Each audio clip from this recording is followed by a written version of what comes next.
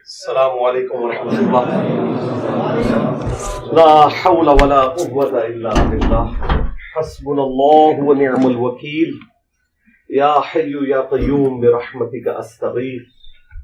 لا الہ الا انت سبحانک انی کنت من الظالمین. ربنا آتنا من لدنک رحمہ وہیئ لنا من امرنا رشدا.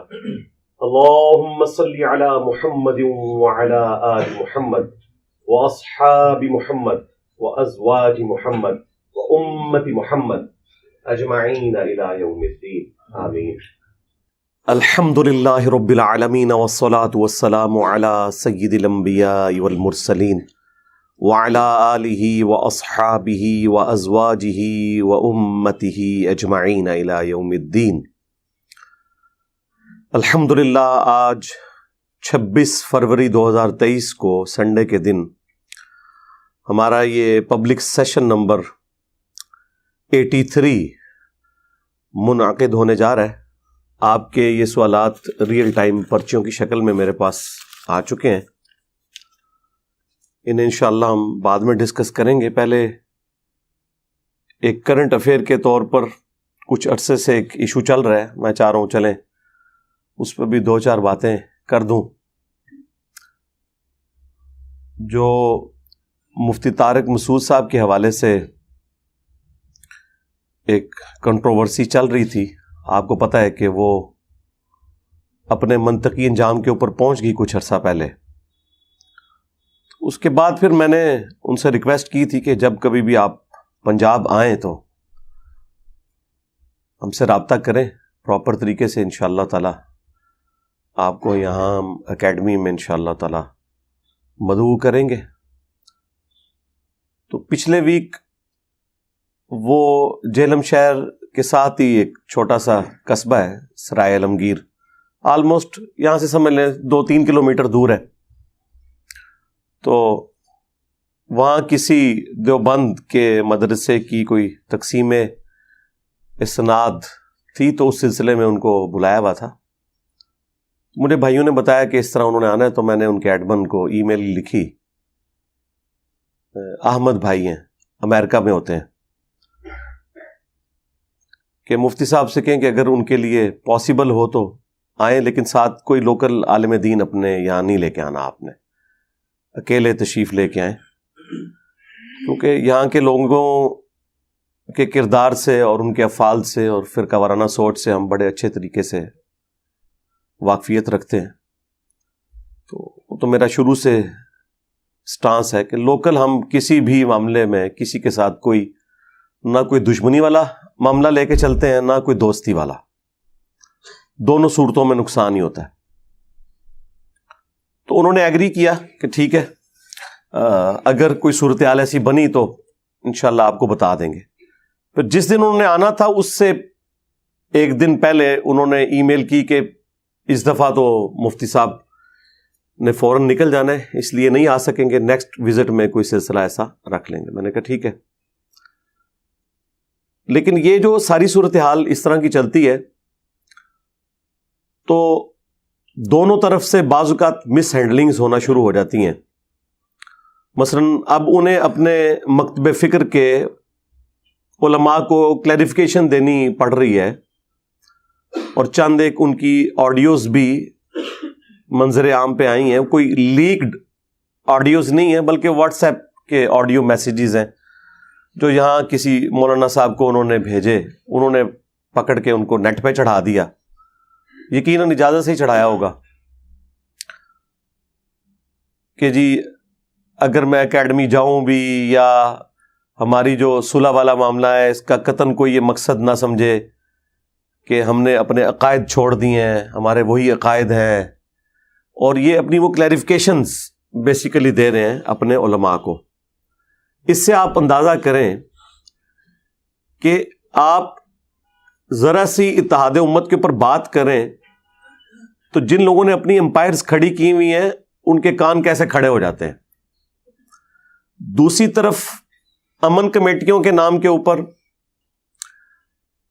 رمضان نشریات کے نام کے اوپر اور حکومتی دعوتوں کے اوپر یہ لوگ ایک جگہ جمع بھی ہوتے ہیں, ایک دوسرے کے ساتھ بڑے اچھے طریقے سے بہیو بھی کرتے ہیں. صرف اسپیسیفکلی مجھے سنگل آؤٹ کرنا یہ میرے لیے تو کوئی نقصان دہ نہیں ہے. میرا تو ایسٹ ہے کہ میرے خلاف علماء بولیں. اس کی وجہ ہے کہ علماء کی عزت آج کی ینگ جنریشن میں کتنی ہے وہ آپ سب کو پتہ ہے, اور اس میں قصوروار نہیں ہوں. کوئی یہ سمجھے کہ میں نے لوگوں کے دلوں سے علماء کی عزت نکالی ہے, نہیں.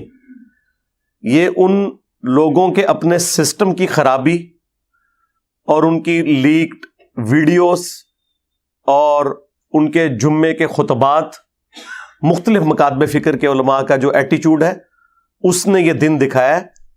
یہ کوئی ایک دن میں نہیں ہے, یہ ڈیکیز کی گراوٹ ہے. اس کی وجہ سے لوگ عزت تو کوئی نہیں کرتے.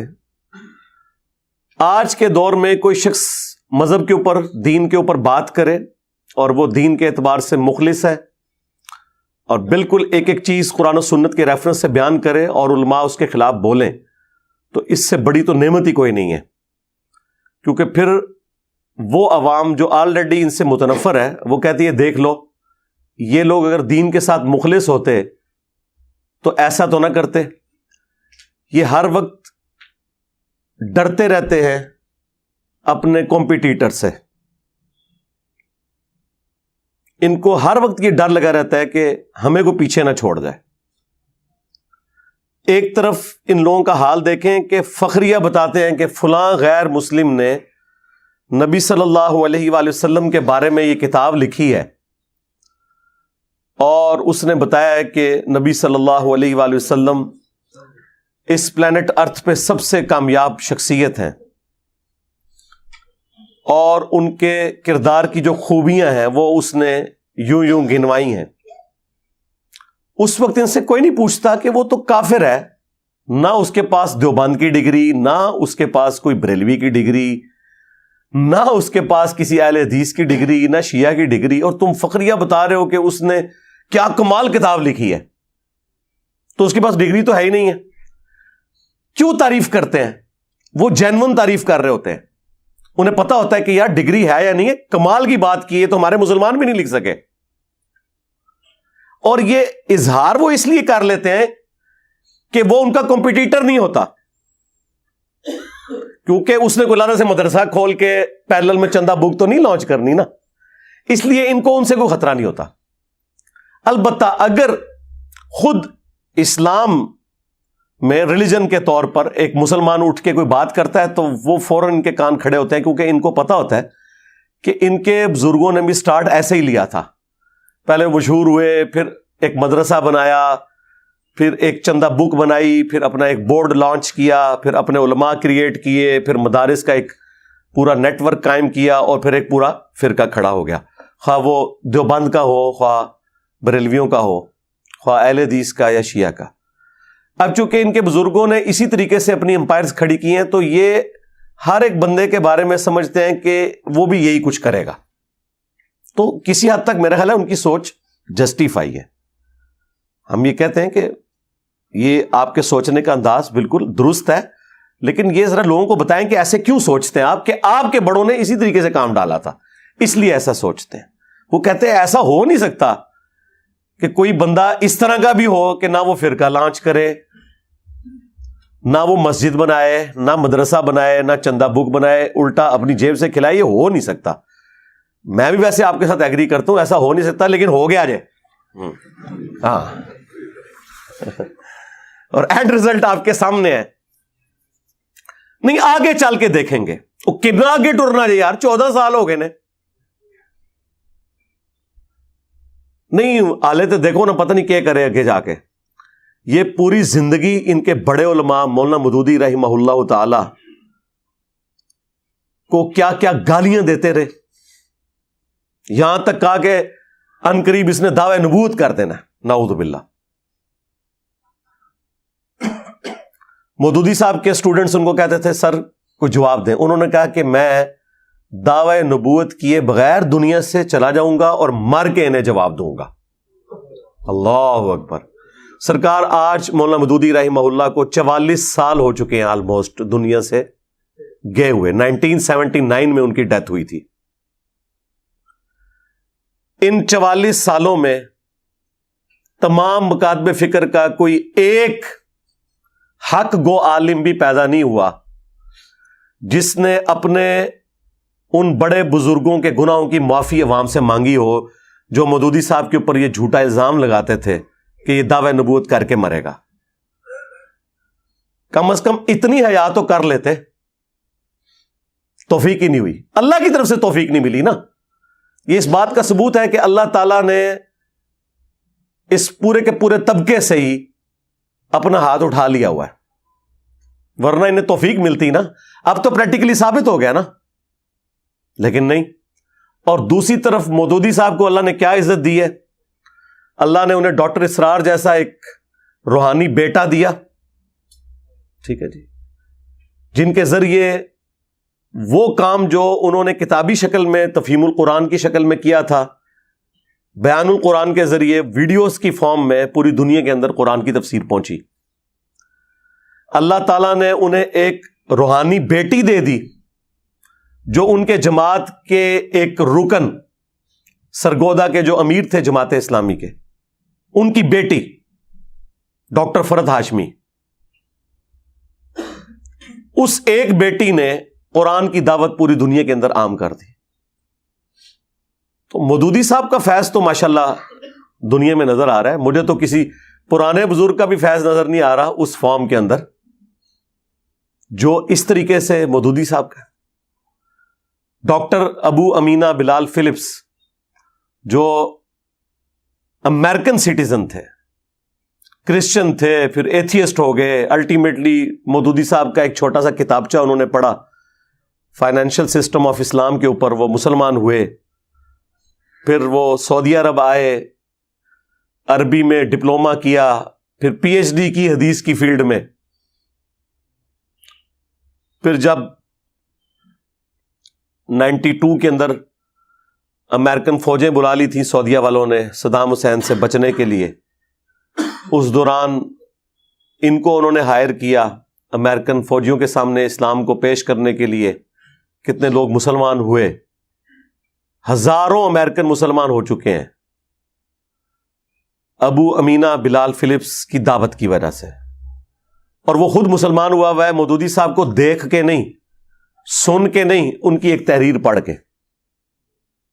ٹھیک ہے, تو مجھے بتائیں وہ علماء جو اس وقت ان کو گالیاں دیا کرتے تھے, آج انہیں معافی نہیں مانگنی چاہیے؟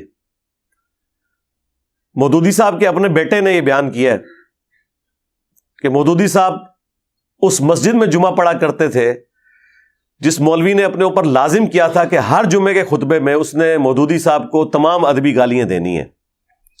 حتیٰ کہ ایک خطبے میں تو اس نے یہاں تک کہہ دیا کہ یہ جو مودودی سامنے بیٹھا ہوا ہے نا, یہ مر جائے اور اس کی قبر کے اوپر جو گھاس اگے گی نا, اور کوئی بکری وہ گھاس بھی کھا لینا, اس بکری کا گوشت بھی حرام ہے.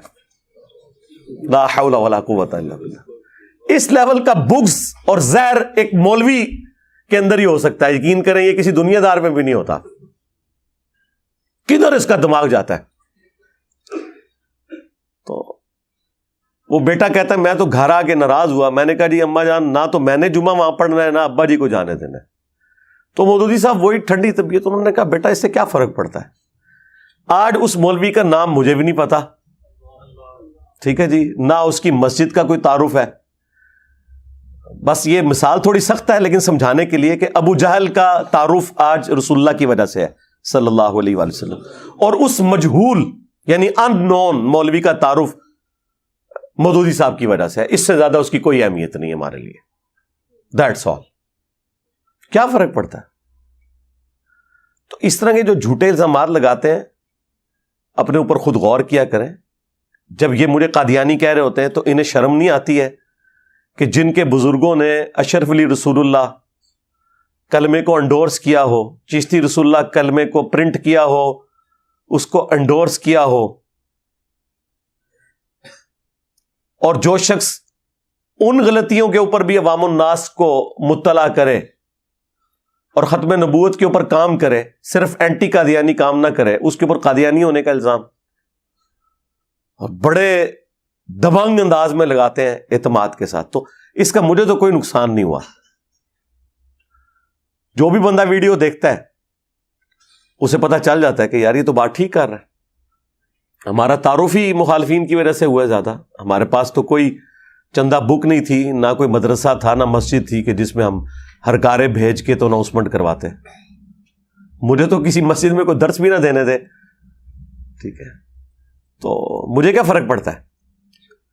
تو اس طرح کی جو حرکتیں کرتے ہیں نا, چونکہ ان کے بڑوں نے اسی طریقے سے کام ڈالا ہوا ہے, وہ یہ سمجھتے ہیں کہ یہ بھی یہ کچھ کرے گا. اس کے لیے پھر جب کبھی بھی کوئی اتحاد امت کے حوالے سے بات ہوتی ہے تو فوراً یہ بیچ میں نا ٹانگ اڑانے کی کوشش کرتے ہیں. وہ اپنی عادت سے مجبور ہیں, یہ ان کے جینز کے اندر چیزیں گھس چکی ہوئی ہیں, کیونکہ انہیں پتہ ہے کہ ان کے بڑوں نے اسی طریقے سے اسٹارٹ لے کے تو اتنی بڑی بڑی امپائرز کھڑی کی ہیں, اور آگے یہ سلسلہ ان کی آؤٹ لیٹس چل پڑی. اب ان کو یہ غم جاتا ہی نہیں ہے کہ یار یہ کیسے ہو جائے کہ ایک بندہ خود لگا رہا ہے لے کے نہیں کھا رہا کسی سے, یہ کیسے ہو گیا. یہ تو اس سسٹم میں کبھی ہوا ہی نہیں ہے. جی نیا فرقہ لانچ کر دیا, اچھا سرکار مان لیا, نیا فرقہ لانچ کیا ہے, ذرا اس فرقے کی مسجد بتائیں کدھر ہے. نہیں جی مسجد تو کوئی نہیں ہے جی. اچھا کوئی مدرسہ, نہیں جی مدرسہ بھی کوئی نہیں ہے جی. کوئی چندہ بک, نہیں جی چندہ بک بھی کوئی نہیں. کوئی پیری مریدی کا سسٹم, نہیں وہ بھی کوئی نہیں ہے. تو یار یہی کچھ ہی ہوتا ہے نا یار کسی فرقے کو لانچ کرنے کے لیے. اچھا کوئی ٹیکسٹ بک جس میں یہ بتایا گیا ہو کہ باقی سارے فرقے جہنم میں جائیں گے اور یہ جنت میں جائے گا, نہیں وہ تو کہتا ہے سارے ہی جنت میں جائیں گے اپنے اپنے عذابات کو بھگت کے. اچھا اس نے کوئی فتویٰ دیا ہو کہ فلاں کے پیچھے نماز ہوتی ہے, فلاں کے پیچھے نہیں وہ تو یہ کہتا ہے کہ ساروں کے پیچھے ہو جاتی ہے. تو ماموں پارٹی, ہاں اس سے بہتر کوئی ادبی طریقہ ہی نہیں ہے تمہیں مخاطب کرنے کا. اتنی باطل تعویلات وہی لوگ کر سکتے ہیں کہ جن کی نسبت ان لوگوں کے ساتھ ہو. تو ماموں پارٹی جب کوئی بھی نٹوریس چیز موجود نہیں اس بندے میں, پھر جان بوجھ کے اسے اسی کیٹیگری میں فال کروا رہے ہو جس گند کے اندر تمہارے بڑے رہے ہیں, تو شیم آن یو. اس سے زیادہ میں کیا کہوں گا. اور پھر دیکھیں آپس میں ان کا اتفاق اور اتحاد ہمارے اس پلیٹ فارم کی برکت سے کیسا ہوا ہے کہ کچھ عرصہ پہلے تو حسام الحرمین اور المحند اور البریلویہ, ان کتابوں کو آپ دیکھیں یہ ایک دوسرے کو اسلام سے باہر نکالے ہوئے تھے. اعلیٰ حضرت نے لکھا کہ ان کے کفر میں شک کرنے والا بھی کافر ہے. حسام الحرمین میں دیوبند کے بارے میں, اہل حدیث کے بارے میں چوتھا فرقہ وہابیہ شیطانیہ. دیکھیں ذرا کیسے کیسے نام رکھتے ہیں. اور یہ بڑے اس شیطان لعین کے فالوور ہیں جس طرح کے روافظ شیطان اتاق کے فالوور ہیں. اور جواب میں المحند میں انہوں نے لکھا کہ احمد بریلوی ان کی جماعت ایک شیطانی لشکر ہے جو ہم پہ حملہ آور ہوا. اور وہابیوں کے بارے میں لکھا یہ خوارج کی ایک جماعت ہے. آج دیکھ لیں ایک دوسرے کو مفتی صاحب, علامہ صاحب, حافظہ اللہ, فلاں فلاں کہہ کے ایک دوسرے کے سٹیجز پہ جا رہے ہیں. یہ سارا کریڈٹ اگر کسی ناچیز کو جاتا ہے نا تو وہ میں ہوں. مجھ سے پہلے تو کبھی انہوں نے سوچا تھا, آپ نے سوچا تھا کہ دیوبند کو مدعو کیا جائے اہل حدیث کے سٹیجز سے. اہل حدیث تو دیوبند کو مشرک سمجھتے ہیں تقلید کی وجہ سے, اور دیوبندی بریلوی تو انہیں ملکہ وکٹوریہ کی پیداوار سمجھتے ہیں. آج ایک دوسرے کے چینلز پہ ویڈیوز شیئر ہوتی ہیں. تو یار یہ اتحاد امت تو ہم نے الحمدللہ انڈائریکٹلی کروا دیا ہے. اب میں لاجیکلی بات کروں گا, ہمارے اس پلیٹ فارم میں کون سی ایسی خرابی ہے کہ جس کی انٹینسٹی تمہارے فرقوں کی گمراہیوں سے بڑھ کے ہو. کوئی ایک بات ایسی بتا دو. مثلا بریلویوں کو اگر مجھ سے کوئی شکایت ہے تو مجھے یہ بتائیں کہ میرے اندر کون سا ایسا جرم ہے جو دیوبند اور اہل حدیث سے بھی بڑھ گیا ہوا ہے. جس کی وجہ سے میں زیادہ مردود ہوں. میں تو تمہارے امام کو اعلی حضرت کہتا ہوں, انہوں نے کبھی اعلی حضرت کہا؟ یہ فرق دیکھا آپ نے؟ میں نے جب بھی کہا اعلی حضرت امام احمد رضا بریلوی صاحب کے بغیر میں نے بولا نہیں. تو پھر اب تمہیں مسئلہ کیا ہے؟ دیوبند کو کیا تکلیف ہے؟ میرے اندر کون سی ایسی خرابی موجود ہے جو بریلویوں سے بھی گئی گزری ہے؟ کوئی بتائیں. ریشو پروپورشن کے اعتبار سے, اور ریشو پروپورشن یہ ہوگی سب سے پہلے اللہ تعالی کی ذات, کہ اللہ کے ساتھ جو آپ کی کمٹمنٹ ہے عقیدہ توحید کے حوالے سے, اخلاص کے حوالے سے, وہ بتائیں اس میں کہاں آپ کو ہم میں ایسا نقص نظر آیا ہے تو ہم اپنی غلطی کی اصلاح کریں گے. کل تک تو اہل حدیث کہتے تھے کہ جی توحید جس کی ٹھیک ہے نا, باقی ساری چیزیں ٹالریٹ کریں گے. تو اہل حدیثوں سے میں پوچھوں گا کہ تمہاری توحید بھی اتنی مضبوط نہیں ہے جتنی ہماری اور ہمارے اسٹوڈنٹس کی ہے. آج ماموں کی محبت نے تمہیں اس طرح گمراہ کر دیا جس طرح کہ بنی اسرائیل کو بچڑے کی محبت نے کر دیا تھا اور انہیں پلا دی گئی تھی, اور وہ اس لیول پہ اتر آئے کہ سورۃ النساء میں اللہ تعالیٰ فرماتا ہے کہ یہ یہودی کہتے ہیں کہ مسلمانوں سے تو مشرکین عرب بہتر ہیں, حالانکہ یہودیوں کو پتا تھا کہ مشرکین عرب حضرت موسیٰ علیہ السلام کو نہیں مانتے, اور مسلمانوں کا تو ایمان ہی مکمل نہیں ہوتا موسیٰ علیہ السلام کے بغیر. لیکن نہیں, گیر الٹا لگ گیا, اور آج سیم وہی کام اہل حدیث کر رہے ہیں کہ وہ کہتے ہیں نہیں جی بریلوی بھی بہتر ہیں, دیوبندی بھی بہتر ہیں, شیعہ بھی بہتر ہیں, یہ سب سے بدتر ہے. کیوں؟ توحید نہیں, توحید تو بہت اچھی ہے. پھر کیا مسئلہ ہو گیا؟ تقلید نہیں جی, نہیں تقلید والا بھی کوئی ایشو نہیں ہے. مسئلہ کیا ہے؟ مسئلہ ماموں. اس کا مطلب ہے کہ ماموں کا درجہ اللہ, اس کے رسول, اہل البیت, خلفائے راشدین سے بڑھ کر ہے. جب اس لیول پہ کوئی بندہ پہنچ جائے تو اسے یہی کہا جائے گا کہ تیرے لیے اس کی محبت آراستہ کر دی گئی جس طرح کے بنو اسرائیل کے لیے بچڑے کی محبت آراستہ کر دی گئی تھی. بس اس سے زیادہ تجھے کیا کہا جائے؟ ورنہ ریشو پروپورشن تو ہونا چاہیے تھا. گمراہی میں ہمارا آخری نمبر ہوتا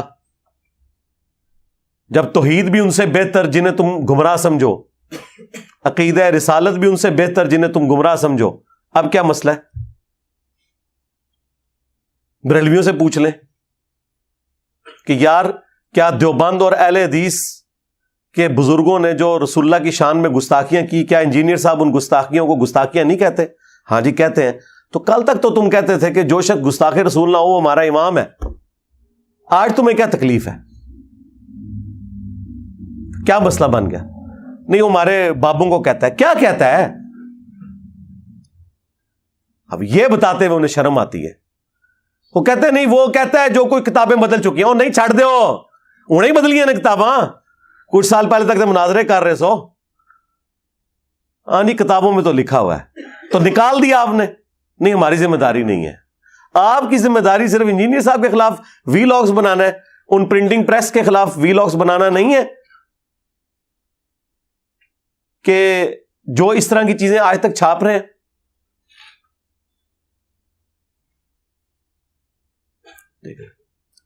اچھا یہ ساری باتیں میں کوئی کسی سے ہمدردی سمیٹنے کے لیے بالکل نہیں کرتا ہوں, اللہ کا شکر ہے. میری کبھی خواہش ہی نہیں ہے کہ علماء مجھ سے ہمدردی بھی کریں. یہ کوئی ایسی پازیٹیو ڈگری نہیں ہے جو مجھے چاہیے. میں صرف ان کی آخرت کے حوالے سے انہیں آر دلاتا ہوں کہ اب بھی آپ کے پاس ٹائم ہے, چھوڑ دیں. ٹھیک ہے, اس ضد کو چھوڑ دیں. اب یہ جو ڈیمیج ہونا تھا وہ ہو چکا. اب آپ کے سینے سے اگر یہ غم نہیں جا رہا کہ ہماری یہ صدیوں کی امپائرز کیوں اکھڑ گئیں, اس غم کی ریمیڈی اب ممکن نہیں ہے سوائے اس کے کہ آپ اپنی نسبت اس شخص کے ساتھ مضبوط کر لیں جس کی قبر مدینے میں ہے. صلی اللہ علیہ وآلہ وسلم. صلو علی محمد و آل محمد. اللہم صلی علی محمد وعلی آل محمد واصحاب محمد وازواج محمد اجمعین الی یوم الدین. آمین. اچھا جی، ریئل ٹائم اب آپ کی پرچیوں کا سلسلہ شروع کرتے ہیں. طبیعت بھی میری کافی ناساز ہے، لیکن یہ میں ناغہ کرنا نہیں چاہتا تھا. یہ تو ایک سلسلہ ایسا ہے جو چاہتے ہیں کہ چلتا رہے انشاءاللہ تعالی. نظر لگنے کے ڈر سے یہ کہنا کہ میرے پاس کچھ نہیں ہے گناہ ہے جی، جھوٹ ہے اور کیا ہے. مطلب یہ آپ نے کوئی ٹی وی پہ آ کے اناؤنسمنٹ کرنی ہے. اگر کوئی شخص آپ سے آ کے مانگتا ہے تو قرآن نے تو یہ کہا ہے کہ اگر آپ خود مفلس ہے، نہیں دے سکتے، تو کم از کم اچھے طریقے سے اس کو ٹریٹ کریں مانگنے والے کو. نبی علیہ السلام کو بھی حکم دیا گیا کہ آپ نے سائل کو جھڑکنا نہیں ہے. ایون اگر کوئی پروفیشنل بیگر بھی ہے نا، آپ نے اسے ڈانٹنا نہیں ہے. ڈانٹنے کی آپ کو اجازت نہیں ہے. یہ ضرور آپ کہہ سکتے ہیں کہ بھائی اللہ تعالیٰ آپ کی مصیبت آسان کرے، ٹھیک ہے، اتنی آپ دعا اسے ضرور دیں، لیکن ڈانٹنے کا حق آپ کو کس نے دیا ہے؟ یہ آپ کا حق ہے کہ آپ اپنی جیب ڈھیلی نہ کریں. ڈانٹنے کا حق تو کسی نے نہیں دیا. ہاں یہ کر سکتے ہیں کہ اگر وہ صحت مند ہے اور آپ کے پاس کوئی جاب اویلیبل ہے، کوئی مزدوری اویلیبل ہے، وہ اسے آفر دے سکتے ہیں، لیکن ڈانٹ نہیں سکتے. باقی یہ کہنا کہ میرے پاس کچھ نہیں ہے، یہ کہنے کی ضرورت نہیں ہے. نظر سے بچنے کے لیے آپ کو آپ کے نبی صلی اللہ علیہ وآلہ وسلم نے وظائف بتا دیے ہیں، صبح شام 3 دفعہ آخری 3 سورتیں. اس سے بہتر کوئی وظیفہ نہیں ہے. نظر سے بچنے کا، جنات سے بچنے کا، آسیب سے بچنے کا، شیاطین سے بچنے کا، جادو سے بچنے کا. صبح شام 3 دفعہ آخری 3 سورتیں. ہر نماز کے بعد بھی 1 دفعہ ہیں. ابو داؤد ترمذی کے اندر موجود ہے، اور بخاری مسلم میں آیا کہ رات کو سونے سے پہلے 3 دفعہ پڑھ کے اپنے جسم پہ پھونکنا. اور مسلم شریف میں تو یہاں تک آیا نبی علیہ السلام کہ گھر والوں میں جب کوئی بیمار ہو جاتا تو آخری 3 سورتیں پڑھ کے دم کیا کرتے تھے. اور یہ بہترین ہے نظر بد سے بچنے کے لیے. برصغیر میں دین اسلام کو پھیلانے میں اولیاء کرام اور بزرگان دین کا کوئی ہاتھ نہیں ہے. نہیں، کیوں نہیں ہے؟ بالکل ہے. یہ تو ان سے اختلاف ہی نہیں ہے کہ انہوں نے کلمہ پڑھایا یا نہیں پڑھایا. یہ تو اللہ تعالیٰ کی سنت ہے کہ فاسق سے بھی دین کا کام لے لیتا ہے. کسی کو کلمہ پڑھانا ہے، اس بات کا بالکل ثبوت نہیں ہے کہ یہ اس کی بزرگی کی علامت ہے. اب یہ ایبسولوٹ میں جملہ بولوں تو جن لوگوں کی عقیدت بزرگوں سے وابستہ ہے وہ تو کہیں گے یار دیکھو یہ کتنی بڑی عجیب بات کر رہا ہے. تو ابھی ان کو میں ٹیسٹر لگا کے چیک کر لیتا ہوں. ڈاکٹر ذاکر نائک نے سینکڑوں ہندوؤں کو کیمرے میں کلمہ پڑھایا ہے. تو کیا کوئی بریلوی ماننے کے لیے تیار ہے کہ ڈاکٹر ذاکر نائک بھی سلطان الہند ہے؟ آیا نہ داڑ تھلے. وہاں کیا کہیں گے؟ نہیں، وہ بخاری مسلم میں حدیث ہے کہ اللہ تعالیٰ فاسق سے بھی دین کا کام لے لیتا ہے. جی جی جی جی جی بالکل بالکل صحیح کہہ رہے. یعنی جو کرائٹیریا آپ نے اپنے لیے سیٹ کیا ہوا ہے، جب دوسرا کوئی شخص آتا ہے تو آپ اپنا وہ معیار ہی بدل لیتے ہیں. تو دلیل قرآن و سنت ہے. اس سے بھی بڑھ کر جرمنی میں کتنے جرمن ہیں جنہیں قادیانیوں نے کلمہ پڑھایا، اور سو کالڈ جو وہ اسلام سمجھتے ہیں اس اسلام میں انہوں نے داخل کیا. تو یہ لوگ مان لیں گے؟ نہیں. تو یہاں پہ حنفی صوفی بزرگوں نے حنفیت پھیلائی اسلام کے اندر ایک فرقے کے طور پر. بالکل اس میں کون سے شک والی بات ہے. اور اگر اس کی کوئی علمی گراؤنڈز تھیں تو آج تو ماشاء اللہ تعالی لاکھوں علماء ان کے پاس موجود ہیں، لاکھوں مدارس ان کے پاس موجود ہیں. آئے میدان عمل میں ایک پلیٹ فارم کا یہ مقابلہ نہیں کر پا رہے. ہم بتاتے ہیں قرآن میں لکھا ہوا ہے، یہ بتاتے ہیں جی فتاوی عالمگیری شریف میں ہے. ہم بتاتے ہیں بخاری میں آیا ہے، یہ کہتے ہیں رد المختار میں لکھا ہے. ہم کہتے ہیں مسلم میں ہے، یہ کہتے ہیں در مختار شریف میں ہے. اور پھر کلیم اپنے آپ کو اہل سنت کر رہے ہیں. وہ کون سے اہل سنت یار؟ اگر قرآن بخاری مسلم میں تمہارا دین موجود نہیں ہے، ویسے اللہ کا شکر ہے کہ یہ دعوت اگر 8 سے 1000 سال پہلے اس طریقے سے لانچ ہوتی نا، اور اس وقت بھی یوٹیوب ہوتی، تو آج بخاری مسلم سنیوں کی کتابیں نہ ہوتی، یہ لوگ اعلان برات کر چکے ہوتے. اب یہ اعلان برات بھی نہیں کر سکتے، نگل بھی نہیں سکتے، تھوک بھی نہیں سکتے. اچھا، یہ محاورتاً باتیں ہوتی ہیں. اگلے دن ایک بیوقوف آدمی نے نیچے کامنٹس کیے، دیکھو جی حدیث کو کہہ رہا ہے نہ نگل سکتے ہیں نہ تھوک سکتے ہیں. یہ لوگوں کی ذہن کی پستی کا لیول دیکھیں.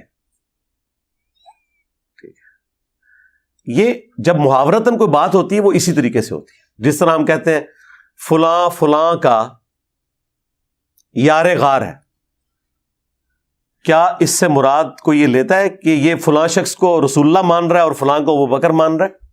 نہیں، بلکہ ایک کلوزنس کے لیے بتایا جاتا ہے کہ جس طرح نبی صلی اللہ علیہ وآلہ وسلم کے لیے سیدنا ابو بکر ایک قریبی ساتھی تھے، اس طرح اس شخص کے لیے فلاں شخص ایک قریبی ساتھی ہے.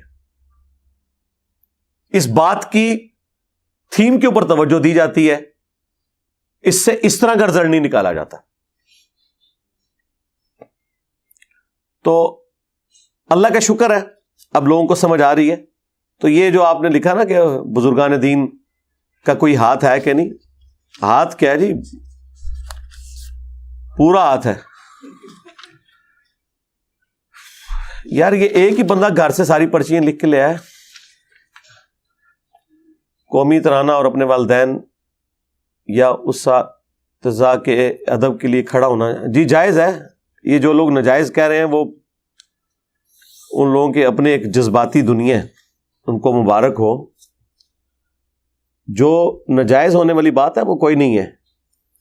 وہ جو حدیث شریف ہے وہ بالکل ڈیفرنٹ کانٹیکسٹ میں ہے، جو جامع ترمذی میں ہے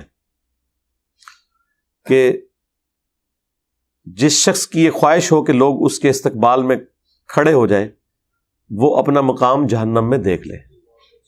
ٹھیک ہے، یہ حدیث ہی بتا رہی ہے کہ جس شخص کے لیے لوگ کھڑے ہو رہے ہیں نا، یہ اس سے متعلق حدیث ہے، نہ کہ کھڑے ہونے والوں سے متعلق. ورنہ تو حدیث یہ ہونی چاہیے تھی کہ جو شخص کسی کے استقبال کے لیے کھڑا ہو وہ جہنمی ہے. ٹائم قیامت تک ہے، کوئی ضعیف روایتی لے آئے. تو اس کا مطلب یہ بتایا جا رہا ہے کہ جو وہ شخص ہے نا، وہ اپنے اندر تکبر نہ پیدا کرے. ویسے اسے کوئی پروٹوکول دینا چاہتا ہے وہ لوگوں کا رائٹ ہے. جامع ترمذی میں ایک اور حدیث ہے، انس بن مالک کہتے ہیں کہ ایک شخص ہم میں آتا تھا جو ہمیں سب سے بڑھ کر محبوب تھا، لیکن ہم کبھی بھی ان کے استقبال کے لیے کھڑے نہیں ہوئے کیونکہ وہ اس بات کو ناپسند فرماتے تھے، اور وہ اللہ کے رسول تھے صلی اللہ علیہ وآلہ وسلم. اچھا، یہ حدیث جو ترمذی کی ہے یہ بھی اس پر گواہی دے رہی ہے کہ نبی علیہ السلام نے اسے حرام نہیں فرمایا، بلکہ آپ کا ذاتی شغف تھا کہ میرے استقبال کے لیے کوئی کھڑا نہ ہو. انس بن مالک کے الفاظ دیکھیں نا، ورنہ تو انس بن مالک کا کام تھا کہ وہ اس کام کے حرام ہونے کا ذکر کرتے. وہ کہتے ہیں کہ اتنا بڑا شخص آتا تھا، ہم کھڑے نہیں ہوتے تھے. یعنی ان کا دل کر رہا ہے کھڑے ہونے کو. اور پھر ریزن کیا بتا رہے ہیں کہ وہ اپنے حق میں اسے ناپسند فرماتے تھے. مراد یہ کہ نبی صلی اللہ علیہ وآلہ وسلم نے اسے شریعت کے طور پر حرام نہیں فرمایا، بلکہ اپنی ذات کے اعتبار سے. وہ تو میں بھی کرتا ہوں، میرے استقبال کے لیے کوئی یہاں کھڑا نہیں ہوتا. کوئی کھڑا ہونے کی کوشش بھی کرے اسے بٹھا دیتے ہیں. لیکن مجھے کوئی ملنے آتا ہے، میں کھڑے ہو کے استقبال کرتا ہوں. ماں باپ آ جائیں، کھڑا ہو سکتا ہوں تو کھڑا ہو جاتا ہوں. ٹیچر آ جائیں، رسپیکٹ دیتا ہوں. بلکہ میں آپ کو بتاؤں، گیم الٹ سکتی ہے اگر کوئی شخص کسی بڑے آدمی کے لیے جو واقعی جس کی وہ دل سے عزت کرتا ہے وہ کھڑا نہیں ہو رہا نا، این ممکن ہے کہ جو نہیں کھڑا ہو رہا اس کے اندر شیطان گھس گیا ہو تکبر کا کہ میں نہیں کھلوندا. یہ بھی ذرا ذہن میں دیکھیں. یعنی میں اپنے حق میں یہ سمجھتا ہوں کہ میرے سامنے کوئی بندہ ایسا آئے جس کی رسپیکٹ ہے، ریلیجن کے پوائنٹ آف ویو سے اور میں کھڑے ہو کر اس کا استقبال نہ کروں تو میں یہ سمجھوں گا کہ میرے اندر شیطان گھس گیا کہ میں اسے ڈیو رسپیکٹ نہیں دینا چاہتا. میں نے ہر وہ کام کرنا ہے جس سے میں اپنے اندر چھپے ہوئے شیطان کو ڈیگریڈ کر سکوں. تو اس کا طریقہ یہ ہے کہ مجھے رسپیکٹ دینی ہے. غامدی صاحب کے آئے داماد حسن الیاس بھائی، نہ صرف میں نے کھڑے ہو کے انہیں ریسیو کیا بلکہ اپنی جو مین چیئر تھی اس کے اوپر ان کو بٹھایا، خود سائڈ پہ بیٹھا. کیا فرق پڑ گیا؟ صرف اس لیے کہ مجھے کہیں یہ خیال نہ آئے کہ میں کوئی بہت بڑی چیز ہوں. تو اندر کی میں مارتے مارتے یہ نہ ہو کہ سب سے بڑی میں آپ کے اندر ہو جائے، میں نے ایسے کھلونا ہی نہیں جی. یہ آپ کیا میسج دے رہے ہیں کسی کو؟ رہا اس کا معاملہ تو آپ کے پاس کون سا تھرمامیٹر ہے چیک کرنے کا کہ اس کے دل کے اندر یہ تمنا ہے کہ لوگ اس کے لیے کھڑے ہوں؟ نہیں ہے نا. تو آپ ڈیو رسپیکٹ دیں اپنے ٹیچرز کو بھی، علماء کو بھی، جن سے آپ دین سیکھتے ہیں یا آپ ان سے کالج اور یونیورسٹی کی تعلیم حاصل کرتے ہیں یا آپ کے ماں باپ ہیں یا آپ سے عمر میں بڑے ہیں. اس میں کوئی عیب والی بات نہیں ہے. کن چیزوں میں امت کو الجھا دیا ہے یہ بعض لوگوں نے، میں بڑا حیران ہوتا ہوں. اس کے اندر یعنی شرک کو داخل کر دیا. بھائی یار خدا کے لیے اللہ سے ڈر جاؤ. یہ تو الٹا آپ کے اندر تکبر آیا ہوا ہے. صحیح مسلم میں حدیث ہے جس کے دل میں رائی کے دانے کے برابر بھی تکبر ہوا نا وہ جنت میں نہیں جائے گا. جی تو صحابہ نے عرض کیا اللہ کے رسول بعض اوقات ہماری خواہش ہوتی ہے کہ ہمارے کپڑے اچھے ہوں، جوتیاں اچھی ہوں، گیٹ اپ اچھا ہو، کیا یہ بھی تکبر ہے؟ تو آپ نے فرمایا یہ تکبر نہیں ہے. اللہ بھی خوبصورت ہے اور خوبصورتی کو پسند فرماتا ہے. تکبر یہ ہے کہ تم حق بات سے اناد کرو، یعنی دل نے گواہی دے دی نا یہ بات ٹھیک ہے، پھر بھی تم نہ مانو. واقعی اس سے بڑا تو تکبر ہو ہی نہیں سکتا نا کہ قرآن و سنت کی کوئی بات آ جائے اور بندہ کہ میں نے نہیں ماننی. اور اللہ کے فضل سے، بلکہ کہنا چاہیے اللہ کے غضب سے، دیندار طبقے میں یہ بات پائی جاتی ہے کہ آپ اسے بخاری مسلم سے نماز کا طریقہ بھی بتا دیں، کیسا تکبر اس کے اندر جھلکتا ہے. اس نے نہیں رفع الیدین پھر بھی شروع کرنا، تیرے ہوتے جنم لیا ہوتا، رفع الیدین پھر بھی نہیں سی تو کرنا. اسے دکھا دیں ایاک نعبد و ایاک نستعین، اس نے پھر بھی بابوں کو ہی پکارنا ہے. یہ تکبر. تو فرمایا تکبر یہ ہے کہ تم حق بات سے اناد کرو اور دوسروں کو حقیر جانو. دوسروں کو حقیر جاننے میں تو یہ ہو سکتا ہے نا کہ جب آپ کسی کو پروٹوکول نہ دیں تو ایک لمحے کے لیے آپ کے دل میں یہ گمان آ جائے کہ میں اسے بہتر ہوں، بس گئے تو اسی اس گل نو لے کے بیٹھے رہو. تعظیم کے لیے کھڑا نہیں ہونا چاہیے. تو گیا، تیرے اندر شیطان وڑ گیا جڑا نہیں کھلوتا، تو کھلو جائے گا تو ایمان بچا لے گا. اور وہ تو مسئلہ ہی تیرا جعلی ہے نا کہ تعظیم کے لیے کھڑا نہیں ہوا جا سکتا. تو نے تعظیم کے لیے کھڑے نہ ہو کے اپنے اندر بیٹھے ہوئے شیطان کو ایکسپوز کر لیا ہے کہ سب سے بڑا شیطان تو ہے. تیرے اندر اتنا تکبر ہے کہ تو کسی کو اتنا پروٹوکول دینے کے لیے تیار نہیں. دوسری طرف تو آپ کو بتاتے ہیں کہ سیدہ فاطمہ جب آتی ہیں حضور کھڑے ہو جاتے ہیں ان کے استقبال کے لیے، چادر بچھا دیتے، مرحبا پیاری بیٹی، بوسہ دیتے، سب کچھ. یار یہ نارمز ہوتی ہیں. یہ کون سا دین تم لوگ سکھا رہے ہو آ کے؟ اکثر مجھے بھی لوگ بھیجتے رہتے ہیں جو ڈاکٹر سرار صاحب نے، یار ڈاکٹر سرار صاحب نے کہہ دیا تو بس اللہ تعالیٰ ان کی غلطی سے درگزر فرمائے. ٹھیک ہے، غلطی کسی کو بھی لگ سکتی ہے. بخاری مسلم دونوں میں حدیث ہے. سعد ابن معاذ رضی اللہ تعالیٰ عنہ اوس کے سردار تھے. یہ دو ڈومیننٹ بندے ہیں سعد نام کے انصار مدینہ میں سے، سعد ابن معاذ اور سعد ابن عبادہ. سعد ابن معاذ اوس کے سردار اور سعد ابن عبادہ خزرج کے سردار. ان دونوں کی وجہ سے ہی اسلام پھر پھیلا ہے. تو سعد ابن معاذ کو غزوہ خندق کے موقع پر ایک تیر لگا ان کے گھٹنے میں. زخم لگ گیا ان کو. پھر انہوں نے دعا بھی کی تھی کہ اے اللہ اگر مشرکین عرب سے کوئی جنگ اب باقی نہیں ہے نا نبی علیہ السلام کی، اور عرب کی سرزمین میں آپ کا غلبہ ہو چکا، تو اسی زخم سے مجھے شہادت کی موت دے دینا. اور وہ ان کا زخم پھر دوبارہ سے کھل گیا اور وہ شہید ہو گئے اس میں.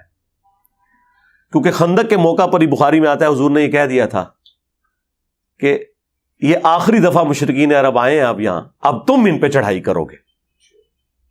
اور وہی ہوا کہ دیکھیں نا، اس سے پہلے وہ بدر میں آئے، احد میں آئے، خندق میں آئے، لیکن اس کے بعد نبی علیہ السلام ہی گئے. پہلی دفعہ تو صلح حدیبیہ ہو گئی اور اس کے بعد پھر فتح مکہ ہوئی. تو اب جب ان کے گھٹنے پہ تیر لگا ہوا تھا، بنو قریظہ کا فیصلہ کر کے وہ جب واپس آئے، وہ اپنے گدھے پہ سوار تھے، تو نبی علیہ السلام نے ان کے قبیلے کے لوگوں سے فرمایا قوموا الی سیدکم، اپنے سردار کی طرف کھڑے ہو جاؤ. تو وہ کہتے ہیں کہ جی اس سے مراد کو استقبال کے لیے کھڑا ہونا نہیں تھا، وہ اس لیے تھا کہ تاکہ انہیں زخمی حالت میں گدھے سے نیچے اتارا جاتا، ورنہ نبی علیہ السلام کہتے قوموا لسیدکم، اپنے سردار کے لیے کھڑے ہو جاؤ. یہ تو تھا اپنے سردار کی طرف کھڑے ہو جاؤ. یار نبی علیہ السلام کیٹاگوریکل سٹیٹمنٹ دے رہے ہیں. اگر ان کو اتارنا ہوتا تو حضور 2 بندوں کی ڈیوٹی لگاتے، پورے قبیلے کو کہتے. ایک بندے کو گدھے سے اتارنے کے لیے پورے قبیلے کو کہا جا رہا ہے کہ اپنے سردار کی طرف کھڑے ہو جاؤ. ایک پروٹوکول کے لیے اتارنا بھی مقصود تھا، لیکن ایک پروٹوکول دینا بھی رہا. خود نبی علیہ السلام، میں نے آپ کو پہلے بتایا، آپ کی اپنی ذاتی پسند ناپسند اپنی جگہ، لیکن نبی علیہ السلام نے کبھی اس طرح کے معاملات امت کے اوپر امپوز نہیں کیے جو آپ کی ذاتی شخصیت سے متعلق ہوتے تھے. یہ 2 الگ چیزیں ہیں. تو یہ حدیث واضح ثبوت ہے. پھر قرآن میں بھی آیا کہ اپنے کندھے عاجزی کے ساتھ جھکا کے رکھو اپنے ماں باپ کے سامنے، یعنی اکڑ کے نہیں رہنا. حد رکوع اگر نہ جھکا جائے تو آپ اپنا سر بھی یوں جھکا سکتے ہیں، ٹو باؤ ڈاؤن کسی کے سامنے رسپیکٹ کے طور پر. ایک آپ کے والد یا والدہ آئی ہیں، انہوں نے آپ کے سر پہ ہاتھ پھیرنا ہے، تو آپ یوں ایسے ہو سکتے ہیں، جھک سکتے ہیں ان کے سامنے. اس میں کیا مسئلہ ہے؟ ہاتھ بھی چوم سکتے ہیں، لیکن اس میں آپ نے حد رکوع پھر بھی نہیں جھکنا. ہاتھ آپ اٹھائیں اور چومیں، اتنا جھک لیں کہ آپ کے ہاتھ گھٹنوں تک نہ جائیں، یعنی حد رکوع نہ ہو. میں نے غامدی صاحب کے ہاتھ چومے تھے، وہ لوگوں نے بڑی نیچے، علماء نے بھی اعتراض کرنے شروع کر دیے، دیکھو جی ہمارے علماء کی تو رسپیکٹ نہیں کرتا، اور ادھر دیکھو یہ کر رہا ہے. یہ رہا آپ کے بھی علماء کے اس وقت بھی چومتے رہے، اب بھی چومتے ہیں اللہ کے فضل سے. اگر چومنے سے آپ لوگ خوش ہوتے ہیں نا، میرے وہ استاد جنہوں نے مجھے بچپن میں قرآن پڑھایا ہوا نا، ابھی بھی کٹر بریلوی مجھ سے نفرت کرتے ہیں، وہ ابھی بھی آتے ہیں، میں ان کے ہاتھ چومتا ہوں اسی طریقے سے. مجھے کیا فرق پڑتا ہے یار؟ رسپیکٹ اپنی جگہ آپ نے دینی ہے، ٹھیک ہے. جس سے آپ نے کچھ بھی علم حاصل کیا، آپ نے اسے ڈیو رسپیکٹ دینی ہے. صحابہ کرام نبی علیہ السلام کے مبارک ہاتھوں کو چومتے تھے، بلکہ وہ ترمذی میں اور ابو داؤد میں تو حدیث ہے، وہ چند یہودی آئے تھے، انہوں نے تو نبی علیہ السلام کے پاؤں مبارک بھی چومے تھے. لیکن یہ پاؤں والا پروٹوکول صرف نبی علیہ السلام کا ہے. ہاں یہ ذہن میں رکھیے گا، ہم پاؤں چومنے کے کسی کے حق میں بھی قائل نہیں ہے سوائے رسول اللہ صلی اللہ علیہ وآلہ وسلم کے. البتہ ہاتھ چومنا وہ آپ کسی بھی رسپیکٹیبل پرسنالٹی کے ہاتھ چومیں بغیر رکوع تک جھکے ہوئے، ہاتھوں کو بلند کریں اور چومیں. اس کے ثبوت میں وہ حدیث موجود ہے الادب المفرد کے اندر. امام بخاری نے الگ سے آداب کے اوپر ایک کتاب لکھی ہے الادب المفرد. اس میں وہ لے کے آئیں کہ سلمہ ابن اکوا رضی اللہ تعالیٰ عنہ جو درجنوں میل تک پیدل دوڑ سکتے تھے، اور نبی علیہ السلام نے کہا تھا کہ ہمارے پیادوں میں سلمہ بن اکوا سے بہتر شخص کوئی نہیں ہے. جس طرح وہ آج کل آپ وہ ریڈ انڈینز کو یا افریقنز کو دیکھتے ہیں نا، تھکتے ہی نہیں ہے، صحابہ کرام میں سلمہ ابن اکوا تھے. یہ اکیلے بھاگ کے گئے تھے اور نبی الاسلام کے اونٹ چھڑوا کے لے آئے تھے. بخاری میں آتا ہے وہ جو چند قبیلے کے لوگوں نے حضور کے وہ اونٹ ہانک کے لے گئے تھے. تو ان کو 2 تابعین ملنے کے لیے آئے. بس گفتگو شروع ہوئی تو سلمہ ابن اکوا نے کہا کہ یہ میرے ہاتھ ہیں جن سے میں نے حضور کے ہاتھوں پر بیعت کی ہوئی ہے. بس یہ بات کرنی تھی نا, وہ تابعین ایک دم کھڑے ہوئے اور انہوں نے ان کے ہاتھوں کو پکڑ کے بوسہ دیا. یہ حدیث الادب المفرد کے اندر موجود ہے. اور اس سے یہ بھی ثابت ہوا کہ سلمہ ابن اکوا نے اپنے دونوں ہاتھوں کا ذکر کیا کہ حضور کے ساتھ انہوں نے اس سے مصافحہ اور بیعت کی. اور دوسرا تابعین نے حضور کی نسبت کی وجہ سے اس صحابی کے ہاتھوں کو چوما کہ یہ وہ ہاتھ ہیں جنہوں نے ہمارے نبی کے ہاتھوں میں ہاتھ دیا ہوا ہے. ویسے تو امام بخاری صحیح بخاری میں بھی لے کے آئے ہیں کہ ابن مسعود کہتے ہیں کہ نبی الاسلام نے اپنے دونوں مبارک ہاتھوں میں میرا ہاتھ لے کے مجھے تشہد تعلیم فرمایا تھا. التحیات للہ والصلوات والطیبات. اس پہ امام بخاری نے باب باندھا ہے 2 ہاتھ سے مصافحہ کا مشروع ہونا. امام بخاری نے اسے ثابت کیا ہے کہ نبی الاسلام سے یہ اصلاً ثابت ہو گیا کہ آپ نے ایک صحابی کے ہاتھ کو اپنے دونوں ہاتھوں میں لیا. اب یہ جب ہم اہل حدیث کو بتاتے ہیں کہ یار یہ تو بخاری میں لکھا ہوا ہے, اوپر امام بخاری نے اس سے رزلٹ بھی نکالا ہے, ایون اوپر چیپٹر کی ہیڈنگ میں وہ لے کے بھی آئے ہیں اسلاف کے بارے میں کہ وہ 2 ہاتھ سے مصافحہ کرتے تھے. اب لیکن چونکہ اب انہوں نے ایک ضد بنائی ہوئی ہے, وہ کہتے ہیں یہ امام بخاری کا اپنا فام ہے, ہم نہیں مانتے. تو پھر میں نے انہیں الادب المفرد سے یہ حدیث پیش کی تھی موقوفاً سلمہ ابن اکوا والی کہ یار یہ تو ثابت ہے. کہتے نہیں جی وہ ابن مسعود کا تو 1 ہاتھ تھا اور حضور کے 2 ہاتھ تھے. شرم کرو یار, تم امیجن کر سکتے ہو کہ اللہ کے نبی کسی کا ہاتھ پکڑیں اپنے دونوں ہاتھوں سے اور وہ اتنا متکبر ہو کہ اس نے دوسرا ہاتھ سائڈ پہ رکھا ہوا ہو؟ یہ ہو ہی نہیں سکتا.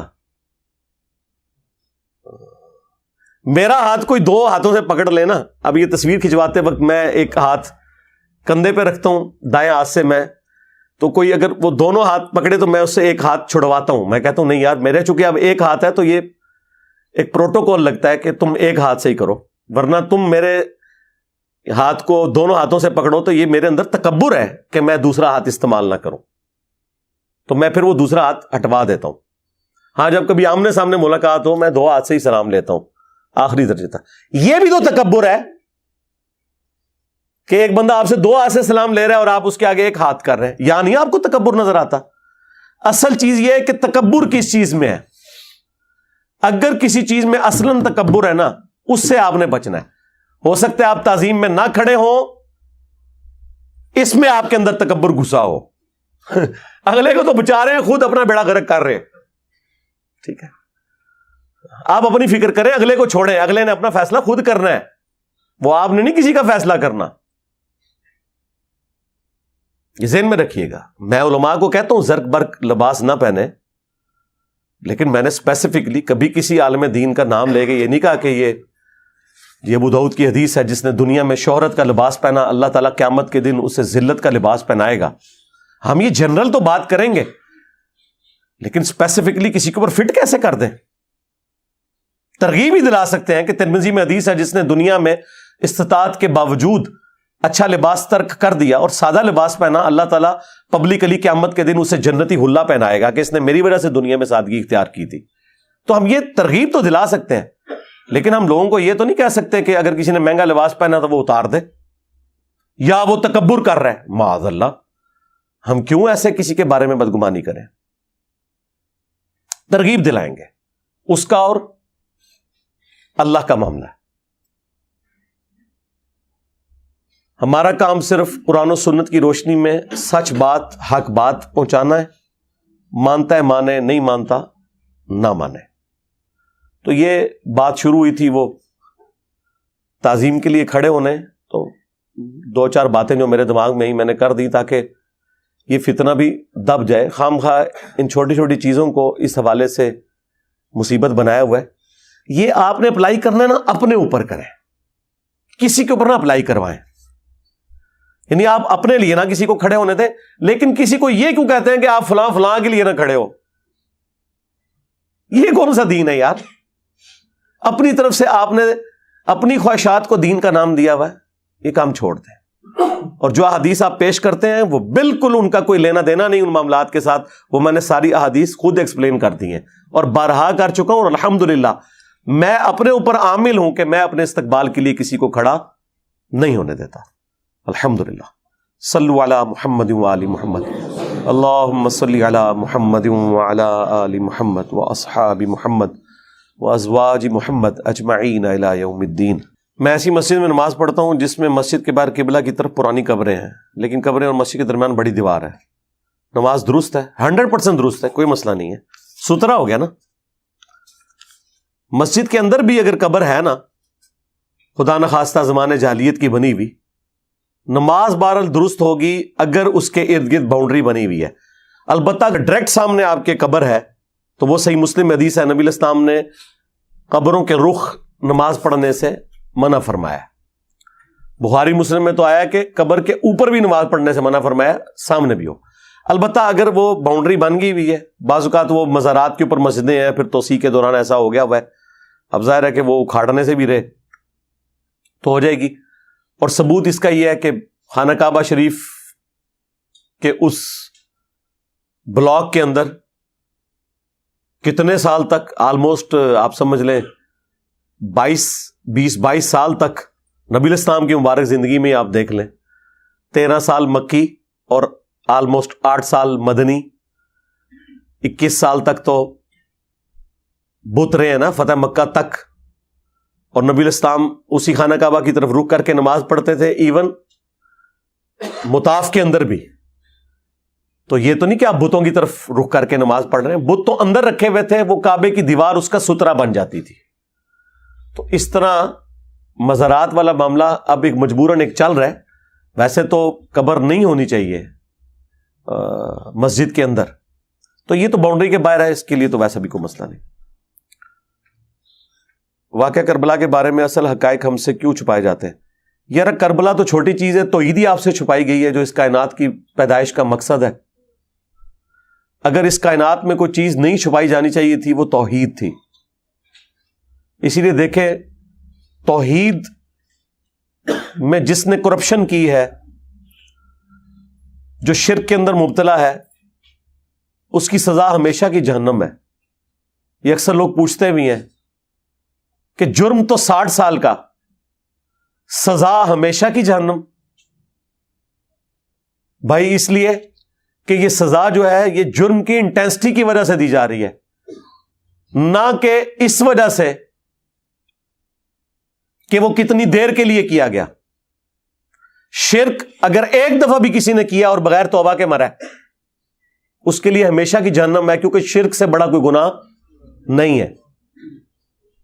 لیکن توبہ اتنی بڑی چیز ہے کہ سورۃ الفرقان کی آیت نمبر 70 میں آیا ہے کہ اگر کوئی شخص شرک سے بھی توبہ کر لے, ہم اس کے گناہوں کو بھی نیکیوں سے بدل دیں گے. کتنی بڑی بات ہے. یہ اس صورت میں ہے کہ جب کوئی بغیر توبہ کے مرے تو ہمیشہ کی جہنم ہے. تو جب توحید کے اندر کرپشن لوگوں نے کر دی تو کربلا تو بہت چھوٹی چیز ہے اس کے مقابلے میں. تو اوورآل یہ وہی خرابیاں جو علماء یہود میں بھی رہیں. آج کل علماء حضرت امام حسین کے بارے میں غلط بیانی سے کیوں کام لیتے ہیں؟ ظاہر ہے وہ صدیوں سے ایک گراوٹ چل رہی ہے نا. بہرحال اب رونے کی بجائے ہم لوگوں کو سچ بات بتائیں. ہم نے بتا دی ہے, دیکھ لیں. اب تو ماشاءاللہ دیوبند اور اہل حدیث کی مساجد میں بھی لکھا ہوتا ہے صحابہ اور اہل بیت کانفرنس. اہل بیت کا لفظ ہی اہل حدیث اور دیوبند کی عوام کو پتہ ہی نہیں تھا کہ اہل بیت بھی کوئی ٹرم ہوتی ہے. سمجھ آئی؟ جس طرح دنیا میں کئی ایسی گیمز ہیں جو اولمپکس میں کھیلی جاتی ہیں, عام بندوں کو تو کرکٹ, ہاکی اور اس طرح کی چیزوں کا پتہ ہے. وہ جب اولمپک کو دیکھتے ہیں کہتے ہیں اچھا ایوی گیم ہوندی ہے. اس طرح دیوبند اور اہل حدیث کو پتہ ہی نہیں تھا کہ اہل بیت بھی ہوندا ہے. دروشی پڑھتے سن اللہم صلی علی محمد وعلی آل محمد. تو اب دیکھیں ہمارے اس پلیٹ فارم کی برکت سے پہلے یہ عظمت صحابہ کانفرنس کرتے تھے. آپ پتہ کیا لکھا ہوتا ہے؟ عظمت صحابہ و اہل بیت کانفرنس. اگرچہ بیچ میں بیان جو ہے وہ ماموں ہی ہوتا ہے, نہ صحابہ کی عظمت بیان ہوتی ہے نہ اہل بیت کی, یہ لالا بات ہے. لیکن یار پہلا سٹیپ تو میں نے طے کروایا, اور یہاں تو وابیوں نے اشتہار چھاپا نا, تو اس میں انہوں نے لکھا صحابہ و اہل بیت علیہم السلام. لاہور وہ لال رومال والے کا بھی نئی ویڈیو ہے, اس میں عمار ابن یاسر علیہ السلام انہیں کیا ہے. ہائے میں صدقے جاواں, ہائے ہائے, کل تک علی بھی علیہ السلام نہیں سی, آج عمار ابن یاسر بھی علیہ السلام. ٹھیک ہے, اور پھر بتا رہے اتنے فخر سے کہ نہیں ہم تو مانتے ہیں. واہ, چلو یار ہم نہیں آپ کو اس پہ ٹانٹ کرتے, آپ شروع سے ہی مانتے تھے. چلو اچھی بات ہے, ہم نے نہیں کوئی اصلاح کی, اگر آپ اس میں ہی خوش ہیں بال اپنی نسبت رکھیں ان کے ساتھ. سجدہ صاحب کا طریقہ, اگر سجدہ صاحب رہ جائے تو سجدہ صاحب رہ گیا تو نماز ختم, نئی نماز آپ نے پڑھنی ہے. اور رہنے سے مراد یہ ہے کہ آپ کو اگلی نماز میں جا کے یاد آیا, یہاں نماز پڑھی, سلام پھیرنے کے تھوڑی دیر بعد آپ کو یاد آ گیا, تو آپ کر سکتے ہیں ادھر بیٹھے بیٹھے. بعض اوقات کسی کی امام کے پیچھے رکعت ایک رہ گئی ہوتی ہے, وہ امام کے ساتھ ہی سلام پھیر دیتا ہے, وہ پھر بیچارے سمجھتے ہیں آپ تو پھیر دیا, پھیر کیا دیا, آپ اٹھ کے باہر بھی چلے جائیں نا, کوئی مسئلہ نہیں ہے, واپس آئیں, ایک رکعت رہ گئی ہے پوری کریں اور اینڈ پہ سجدہ صاحب کریں, نماز درست ہے. بخاری مسلم میں نبی الاسلام تو 2 رکعتیں پڑھا کے زور کی باہر نکل گئے تھے. صحابہ نے کہا یا رسول اللہ نماز کام ہو گئی ہے, آپ بھول گئے ہیں. آپ نے کہا نہ تو نماز کام ہوئی نہ میں بھولا ہوں, یعنی حضور یہ بھی بھول گئے کہ آپ بھول چکے ہیں.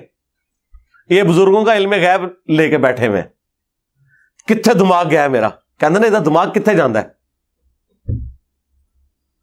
یہ رزلٹ سیدہ صاحب والی حدیث میں سے کبھی نہیں نکلتا تھا ان سے کہ حضور یہ بھی بھول گئے کہ آپ نماز میں بھول گئے, بھولنا بھی بھول گئے.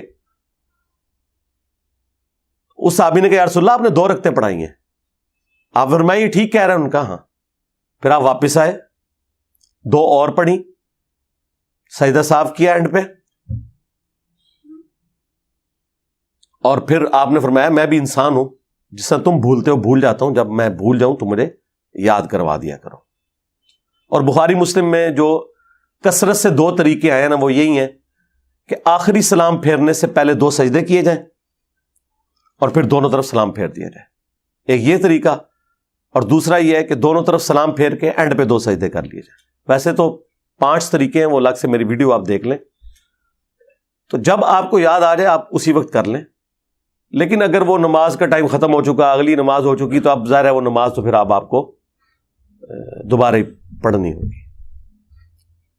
تو اس سے یہ عقائد ہر جگہ ساتھ ساتھ کلیئر ہوتے ہیں. اگلے دن ہم وہ سورۃ النمل پڑھ رہے تھے, میں نے پہلے بھی کئی دفعہ اپنے بھائیوں کو یہ بات بتائی کہ دیکھیں سورۃ النمل میں آتا ہے نا کہ ہدہد آ کے سلیمان علیہ السلام کے دربار میں جب وہ لیٹ پہنچتا ہے تو سلیمان علیہ السلام کہتے ہیں کہ یا تو میں اسے سزا دوں گا یا پھر میرے پاس کوئی ایسی خبر لے کر آئے کہ جو جسٹیفائی کرے کہ یہ کیوں لیٹ پہنچا ہے دربار میں. تو ہدہد کیا کہتا ہے کہ میں ایک ایسی خبر لے کے آئی ہوں, یہ لے کر آیا ہوں کہ جو اے سلیمان علیہ السلام آپ کے علم میں بھی نہیں ہے, کہ ایک عورت ہے جو حکمرانی کر رہی ہے اور وہ سورج کی پوجا کرتے ہیں, وہ اور اس کے ماننے والے, ملکہ بلقیس کے بارے میں. ہدہد کا یہ عقیدہ تھا کہ نبی کو علم غیب نہیں ہوتا جب تک اللہ تعالیٰ بتا نہ دے. اور دیکھیں کتنا گستاخ ہدہد تھا, اس نے سیدھا آگے کہا کہ سلیمان آپ کو بھی نہیں پتا.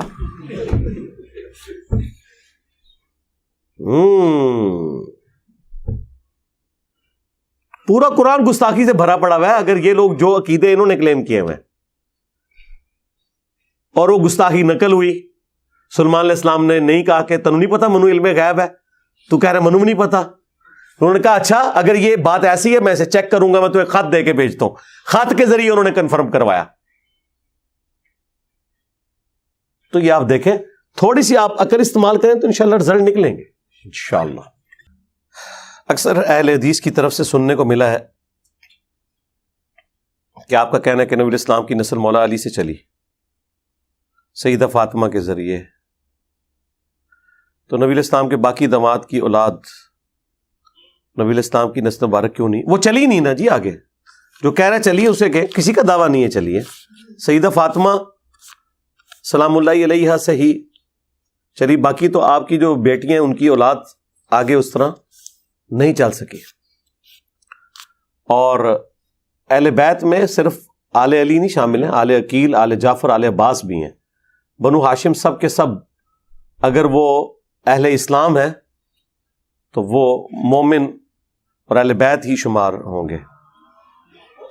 اگر آپ حضرت میر معاویہ رضی اللہ تعالیٰ کے خروج کو ناحق تسلیم کرتے ہیں اور ان کو صحابہ کرام کی شہادت کا ذمہ دار ٹھہراتے ہیں تو مولا علی علیہ السلام کے ساتھ میر معاویہ کے نام کے ساتھ رضی اللہ تعالیٰ عنہ کیوں بولتے ہیں؟ کیا یہ منافقت نہیں ہے؟ منافقت تو تب ہوگی نا کہ جب ہم اپنا سٹانس بدل لیں. سٹانس تو اپنی جگہ موجود ہے، رسپیکٹ اپنی جگہ موجود ہے. آپ اس کو یوں بھی سمجھیں، اگر میں احمد بریلوی صاحب کا یا شریف تھانوی صاحب کا نام احترام سے لیتا ہوں تو اس کا قطعاً یہ مقصد نہیں ہوگا کہ میں ان کے نظریات کے ساتھ بھی ایگری کرتا ہوں. ہیومن ڈگنیٹی میں آپ نے رسپیکٹ تو سب کو دینی ہے.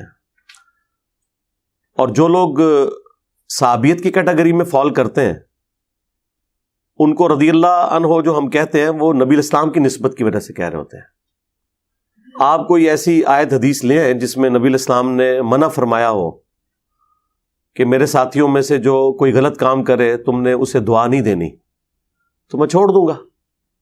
قرآن میں تو واضح آیا ہے کہ اہل ایمان کی نشانی ہے ربنا اغفر لنا ولاخواننا الذین سبقونا بالایمان، کہ وہ دعا کرتے ہیں اللہ ہمیں بھی بخش دے اور ہم سے پہلے جو ایمان کی حالت میں لوگ دنیا سے گئے انہیں بخش دے. تو یہ دعائیہ کلمات کے طور پر ہے، اس کا کوئی برا نہیں منانا چاہیے. آپ کو ہم پابند نہیں کرتے، ہم تو کسی بھی صحابی کے حق میں رضی اللہ عنہ علیہ السلام کہنے کو کوئی مشروع نہیں سمجھتے. مشروع تو صرف درود شریف پڑھنا ہے. تو جامع ترمذی میں حدیث ہے وہ شخص کنجوس ہے جس کے سامنے میرا ذکر ہو مجھ پر درود نہ پڑے. اللہم صلی علی محمد وعلی آل محمد.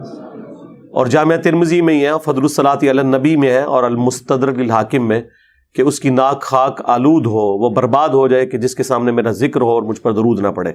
اللہم صلی علی محمد وعلی آل محمد. ایک مجلس میں ایک دفعہ درود پڑھنا کافی ہے.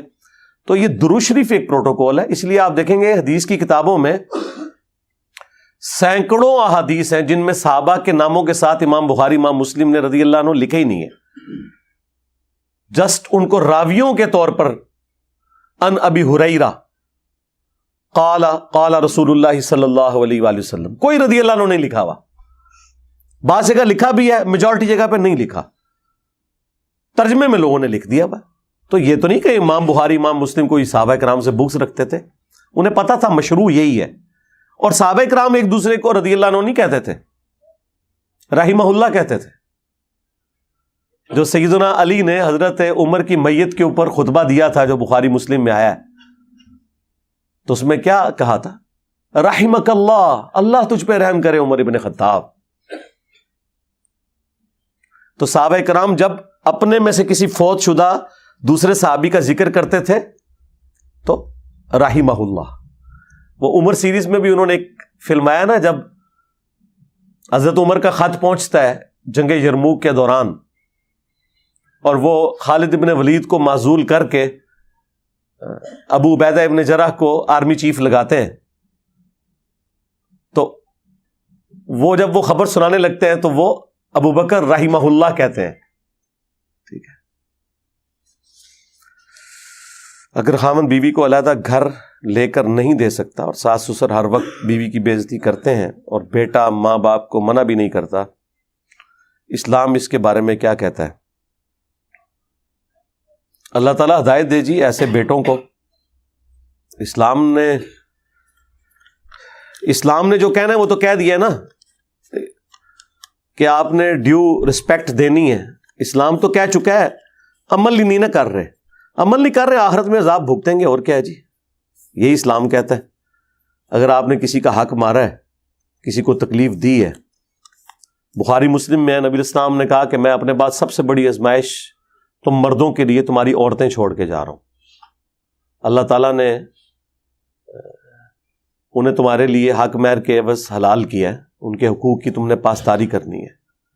تو حضور تو اپنا حق ادا کر گئے ہیں, ظاہر ہے وہ بتا کے گئے ہیں. تو اس طرح کے جو معاملات ہیں وہ تو ہم پھر لوگوں کو ایجوکیٹ کرتے رہتے ہیں نا. یہ ماں باپ کے چکر میں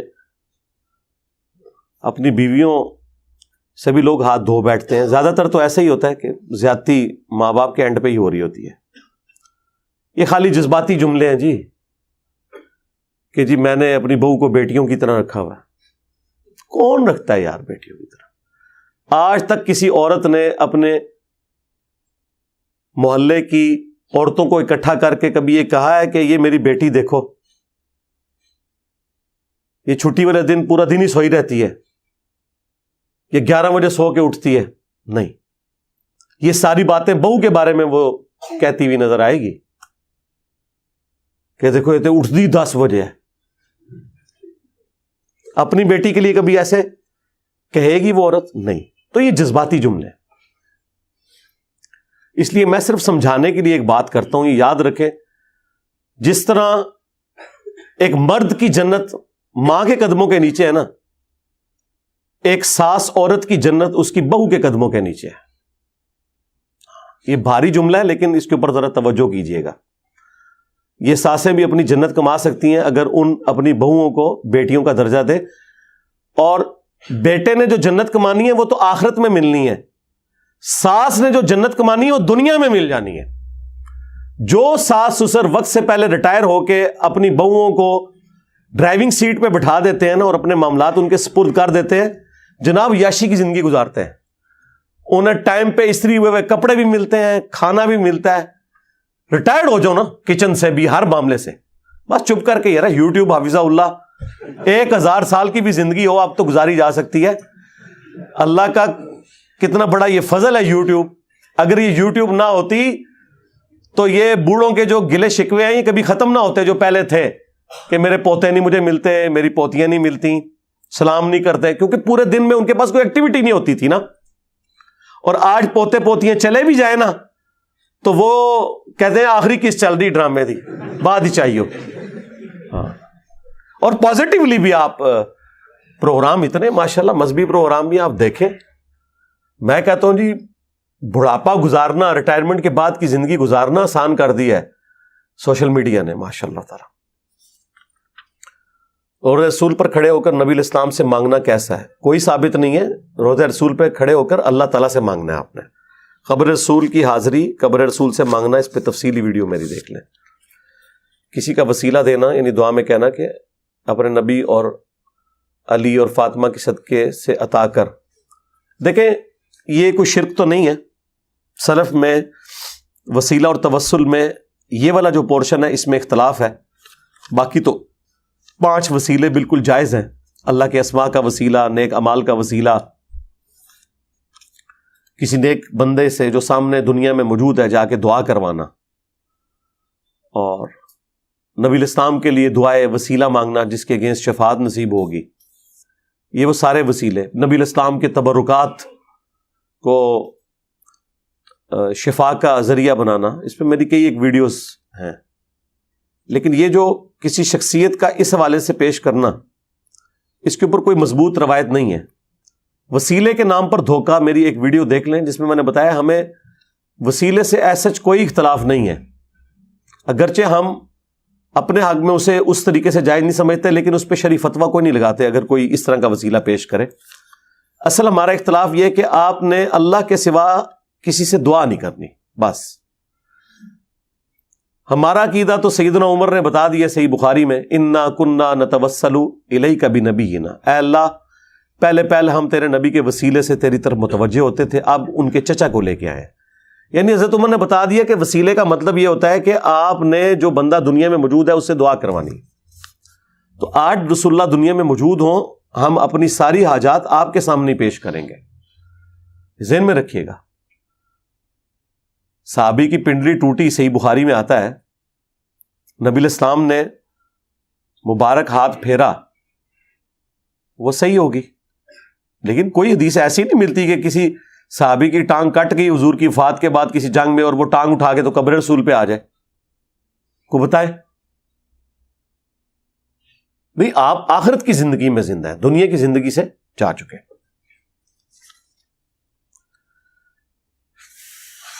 مجھے کافی دن سے ایسے لگتا ہے کہ میرے پاس سے کوئی چیز یا کوئی سایہ گزر رہا ہے اور میرے پورے جسم پر کالے داغ بھی ہیں.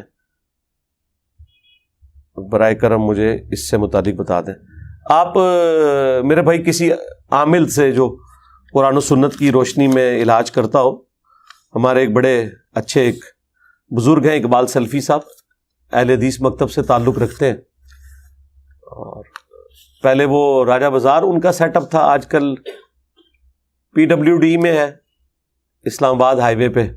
آپ یوٹیوب پہ یا گوگل میں جا کے لکھیں گے, ان کی ویڈیوز بھی رکھی ہوئی ہیں, ان کے موبائل نمبر بھی شیئر ہیں, وہ باقاعدہ علاج کرتے ہیں. تو آپ کسی عامل سے جا کے علاج کروا لیں انشاءاللہ. صحیح بخاری میں 1127 کے تحت لوگ کہتے ہیں کہ حضرت علی نے آپ علیہ السلام کا حکم نہیں مانا اور تہجد کی نماز نہیں پڑھی. اور یار یہ میں اس کے اوپر ویڈیو ریکارڈ کروا چکا ہوں, مولا علی سے متعلق 5 جھوٹ, وہ آپ دیکھ لیں. یہ اس طرح نہیں تھا جس طرح آپ پیش کر رہے ہیں, تفصیل میں نے اس میں بیان کر دی ہے. قرآن کے مطابق مردار حرام ہے, تو پھر ہم مچھلی کیوں کھاتے ہیں؟ مچھلی وہ اس مردار کی کیٹیگری میں فال نہیں کرتی نا. مردار یعنی جو ایسا جانور ہے جو اس خشکی کے اوپر رہتا ہے اور اس کا ذبیحہ کر کے خون نکالنا ضروری ہے, اس کیٹیگری میں فال کرتی ہے جو چیز, وہ آتی ہے. مچھلی کے بارے میں نہیں. مچھلی کے بارے میں قرآن میں واضح آ گیا کہ اللہ تعالیٰ نے جو سمندری یہ جانور ہیں یہ آپ کے لیے حلال کر دیے ہیں. انہیں نہ تو آپ نے ذبح کرنا ہوتا ہے کیونکہ ان کے اندر تو وہ خون والا معاملہ ہوتا ہی نہیں ہے نا, وہ تو گلپھڑوں سے سانس لیتے ہیں.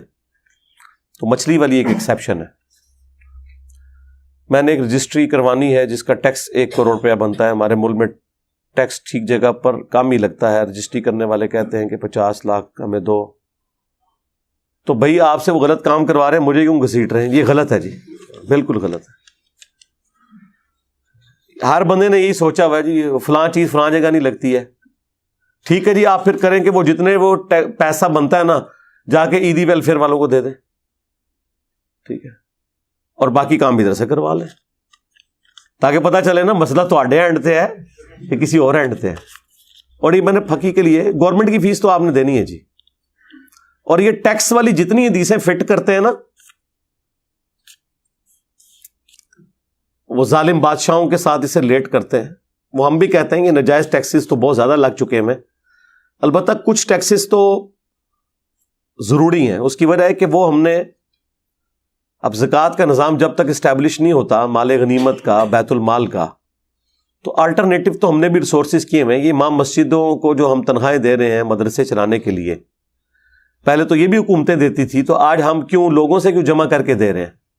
یہ نہیں ٹیکس نظر آتا مولویوں کو جو اکٹھا کرتے ہیں. وہ کہتے ہیں نہیں جب گورنمنٹ نظام نہیں چلا پا رہی تو ہم اس طریقے سے کر رہے ہیں. بالکل اس طریقے سے. جب گورنمنٹ زکوٰۃ ہی نہیں کلیکٹ کر پا رہی لوگوں کی, تو اب گورنمنٹ نے جب پل بنانے ہیں, سڑکیں بنانی ہے, سرکاری ہاسپٹل چلانے ہیں, ان کا خرچہ پورا کرنا ہے, تو وہ کہاں سے نکالے؟ پھر اس سے بڑھ کے بارڈر کی حفاظت کے اوپر فوج لگائی ہوئی ہے, ان کا خرچہ کہاں سے نکالے؟ ملک کے اندر جوڈیشری اور پولیس کا نظام ہے, اس کا خرچہ کہاں سے نکالے؟ ورنہ اگر ہر بندہ اپنی حفاظت کے لیے علیحدہ سے ایک فوج بنائے تو وہ تو خرچہ اس نے کرنا ہے نا. اس کی بجائے اگر گورنمنٹ ایک فوج بناتی ہے اور ہم سے ٹیکس لے لیتی ہے تو اینڈ رزلٹ تو وہی ہے.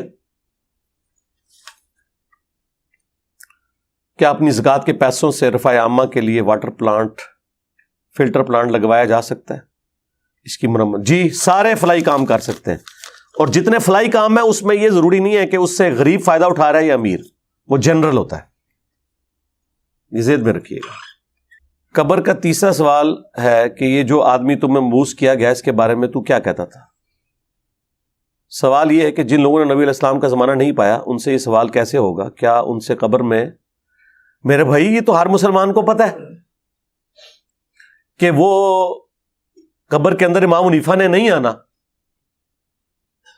کسی مسلمان کا عقیدہ ہے کہ بھئی امام حنیفہ نے آنا ہے؟ ویسے تو بزرگوں کے تو عقیدے ہیں، بزرگ تو چھڑ دے، وہ تو مار چھڑے، عام مسلمان تو نہیں نا پتا ہے۔ کل عام مسلمان کو تو یہ پتا ہے اللہ رسول اور دین کے بارے میں بات ہونی ہے۔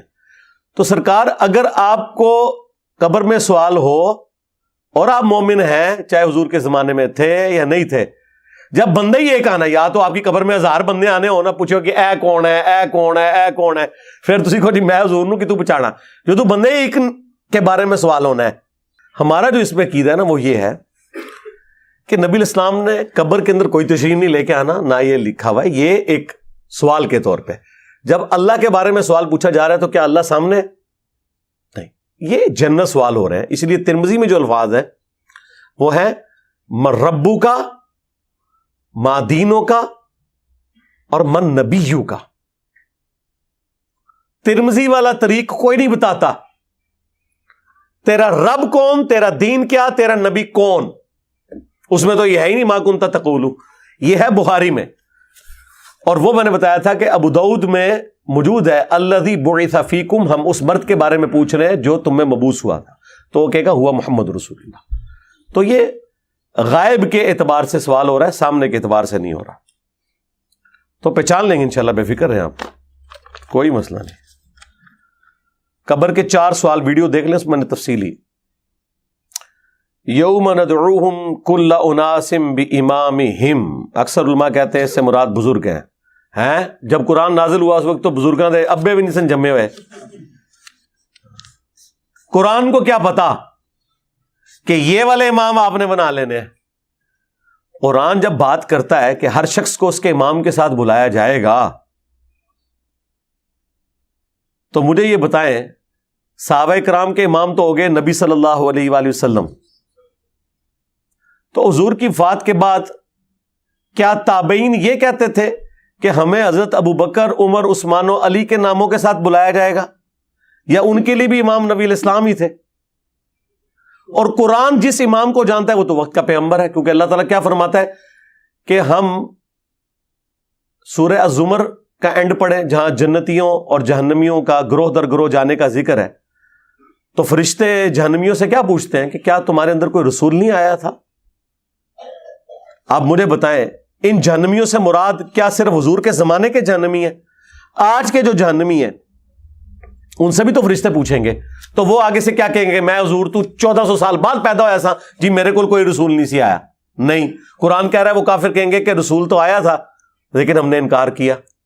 تو قرآن جس رسول کو، جس امام کو، جس ہادی کو جانتا ہے نا، وہ ہے جس کی قبر مدینے میں صلی اللہ علیہ وسلم۔ باقی تو آپ کے بنائے ہوئے ہیں، ان کو کوئی نہیں جانتا۔ ان اماموں بیچاروں کو خود نہیں پتا کہ ان کے ساتھ کیا آخرت میں ہونی ہے، تو چھوڑے میرے بھائی۔ آخرت کے دن کا امام کون، میری ویڈیو ہے اس میں میں نے یہ آیت بھی بریف کی۔ تو قرآن جو یہ کہہ رہا ہے ہر شخص کو اس کے امام کے ساتھ اٹھایا جائے گا، تو پھر قرآن سے ہی پوچھنا ہے امام کون سا ہے۔ سورہ النساء کی جو آیت نمبر 41 ہے، بخاری مسلم دونوں میں حدیث ہے، ابن مسعود کہتے ہیں نبی الاسلام ایک دن ممبر پہ چڑھے اور مجھے کہا کہ عبداللہ ہمارے قریب آؤ، ہمیں قرآن سناؤ۔ کہتے میں اٹھ کے حضور کے پاس جا کے بیٹھ گیا اور کہا یا رسول اللہ میرے ماں باپ آپ پہ قربان، قرآن تو آپ پہ نازل ہوا، میں آپ کو قرآن سناؤں؟ آپ نے فرمایا کہ مجھے دوسروں سے سن کے لطف آتا ہے۔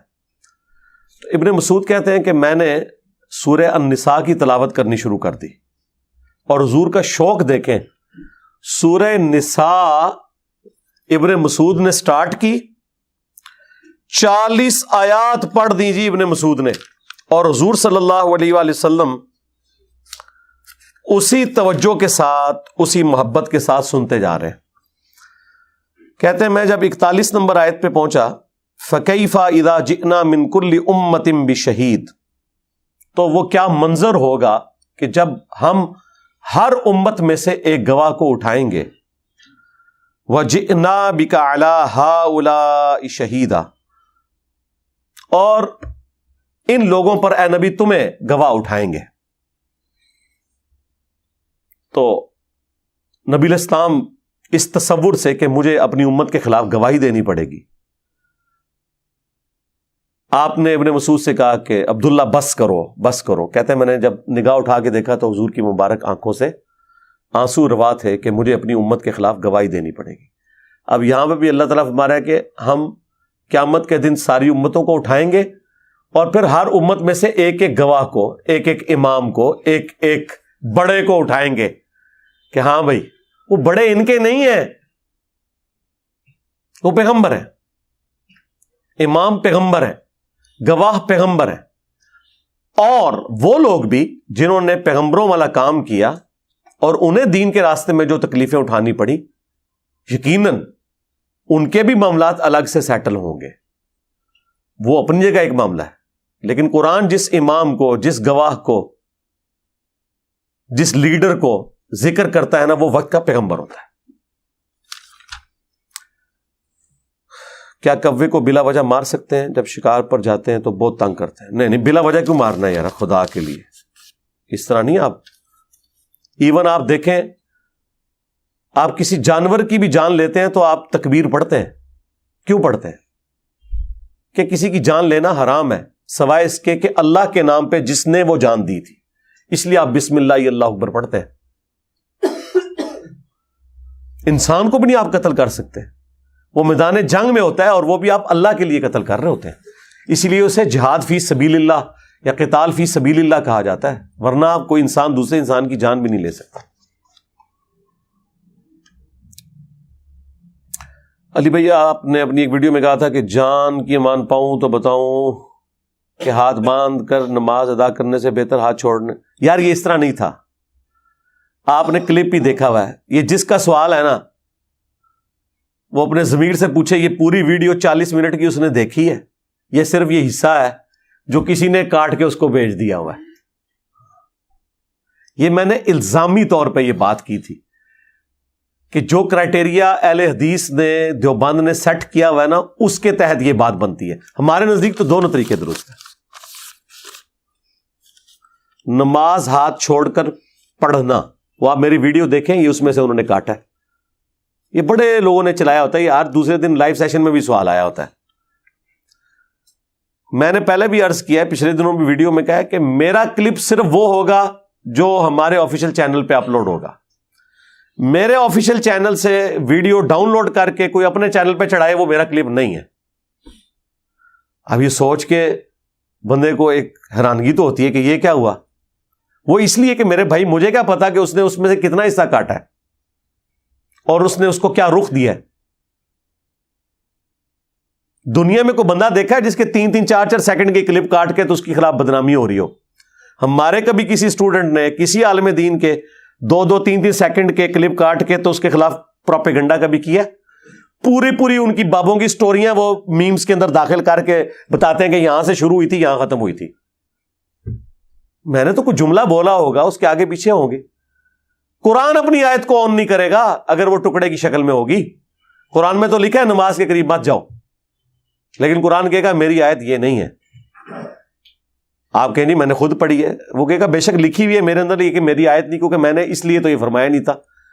میں نے تو کہا تھا لا تقربوا الصلاۃ وانتم سکارا. جب تک پوری آیت نہیں کرو گے وہ میری آیت نہیں ہوگی, چاہے وہ میری آیت کا ٹکڑا بھی ہو. ہاں کہ نماز کے قریب مت جاؤ جب تم نشے کی حالت میں ہو. تو میرا کلپ بھی وہ ہوگا جو پورا میرا کلپ ہوگا, یہ بیچ میں سے نہیں. مجھے شروع سے لوگ سمجھاتے تھے, ابھی بھی سمجھاتے ہیں, میرا شروع سے یہ سٹانس تھا. مجھے خوب پتا ہوتا ہے کہ میں نے اپنی ویڈیو میں کون سا ایسا جملہ بولا ہے کہ جو اگلے بندے کو لڑ جائے گا جا کے, یا اس جملے کو مس یوز کیا جا سکتا ہے, یا یہ جملہ ایسا ہے کہ شرعی طور پہ تو اس پہ کوئی گرفت نہیں ہے, لیکن مولویوں کے ہاتھ میں یہ ہتھیار آ جائے گا میرے خلاف. میں نے کبھی نہیں اسے کاٹا جان بوجھ کے, کیونکہ یہ جتنی چینج ہے نا وہ آئی انہی جملوں کی وجہ سے. سادہ سادہ باتیں تو سارے لوگ کر رہے تھے, ہم نے آگے کیا کیا ہے. وہ بڑی اچھی اس دن انہوں نے ایک مثال دی, جنید سلیم صاحب کا وہ کل رات کو ویلاگ اپلوڈ ہوا, وہ تو کہہ رہے تھے کہ باقی لوگوں نے تو آگے پانی میں پتھر پھینکا نا تو ارتاش ہوئی نا, انجینئر صاحب نے پہاڑ لے آگے سٹ دیتا ہے.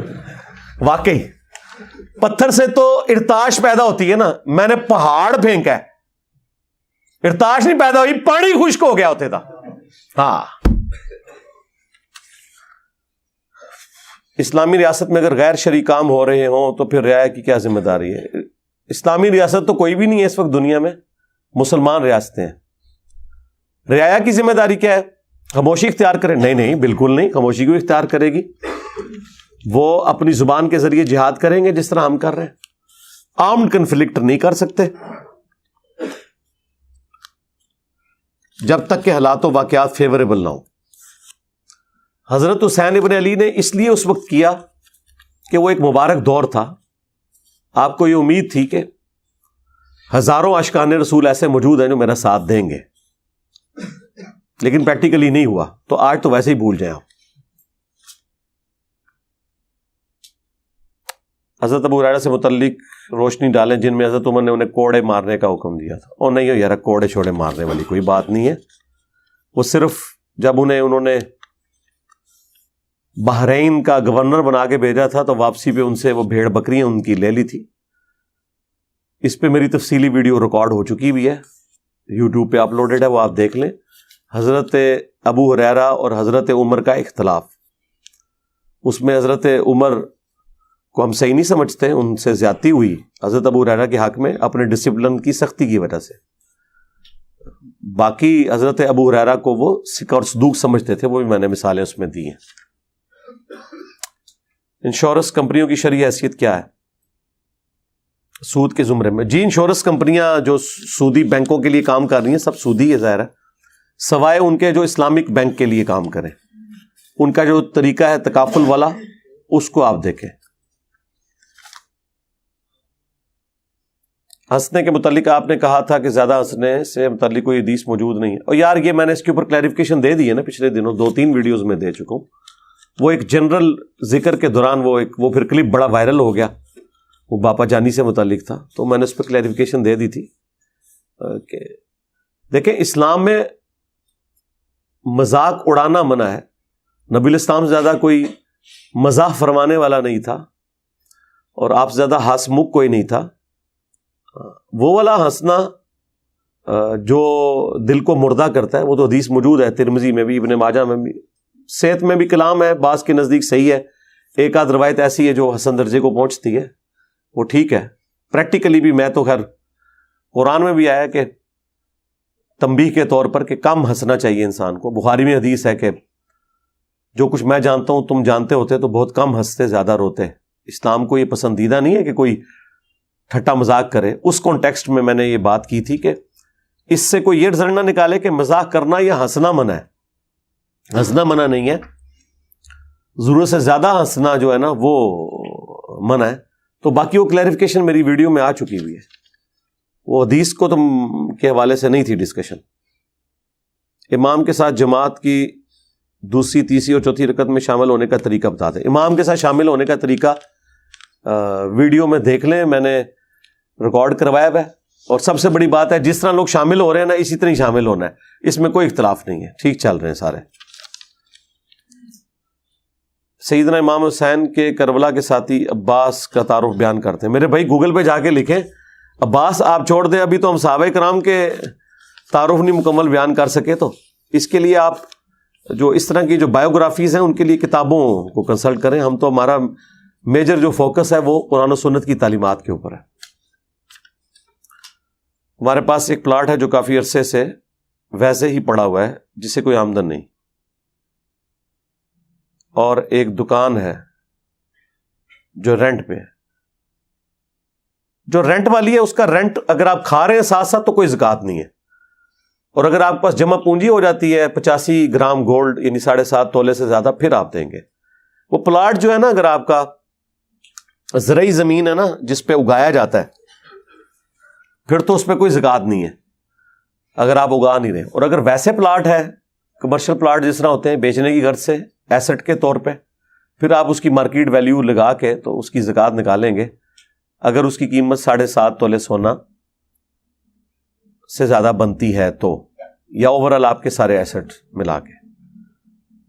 بخاری کی حدیث جو ابو طلحہ والی ہے اس سے ختم پڑھنا کھانے پر ثابت ہو جاتا ہے. وہ ختم کہاں سے پڑھا یہ نا؟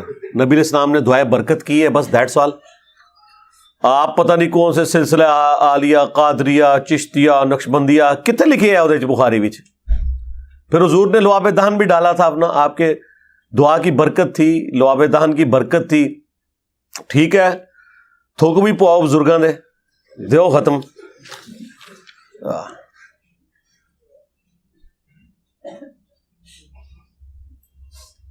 مشکات کی حدیث میں ہے کہ میری امت مرحومہ ہے، یعنی اس سے مراد کیا ہے؟ مراد یہ کہ اللہ تعالیٰ کا خاص رحم ہے اس امت کے اوپر. بالکل ہے نا جی امت. یہ مرحومہ سے مراد تو اڈلا مرحوم نہیں جو تسی سمجھتے ہو کہ مر گئی. بخاری کی حدیث میں ہے کہ میری امت کا ایک گروہ حق پر رہے گا. وہ کون سا گروہ ہے؟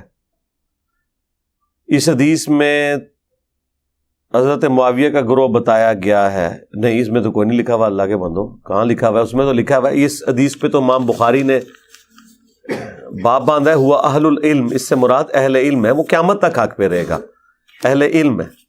اہل علم وہ ہے جو 2812 سے بھاگ رہے ہیں، اہل علم وہ ہے جو ہر جگہ 2812 بیان کر رہے ہیں.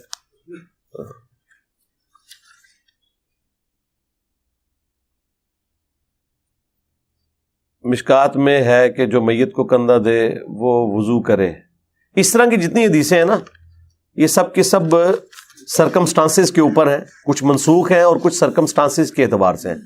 بخاری میں بھی آیا ہے کہ آپ نے جو شخص غسل دیتا ہے اس کے بعد خود غسل کرے. ظاہر ہے وہ یہ نہیں ہے کہ اس کے اوپر کوئی غسل جنابت فرض ہو گیا. مراد یہ ہے کہ جب آپ کسی کو غسل دے رہے ہیں تو آپ کے جسم پہ تو چھینٹے پڑیں گے نا، کیونکہ مردے کو جب غسل دیا جاتا ہے بعض کا اس کا استنجا وغیرہ اسے کرانا ہوتا ہے، وہ سارے گندگی والے چھینٹے آپ کے اوپر پڑتے ہیں. وہ اس پوائنٹ آف ویو سے بات کی جاتی ہے. کوئی غسل واجب نہیں ہو جاتا. اگر صرف آپ اپنی ٹانگیں یا وہ حصہ دھو لیں جس کے اوپر چھینٹے پڑے ہیں تو کافی ہے. سب کا اتفاق ہے اس میں. خواتین کو اپنے سر بال سنبھال کر رکھنے چاہیے، قیامت کے دن سوال ہوگا. نہیں، کوئی ایسی بات نہیں ہے.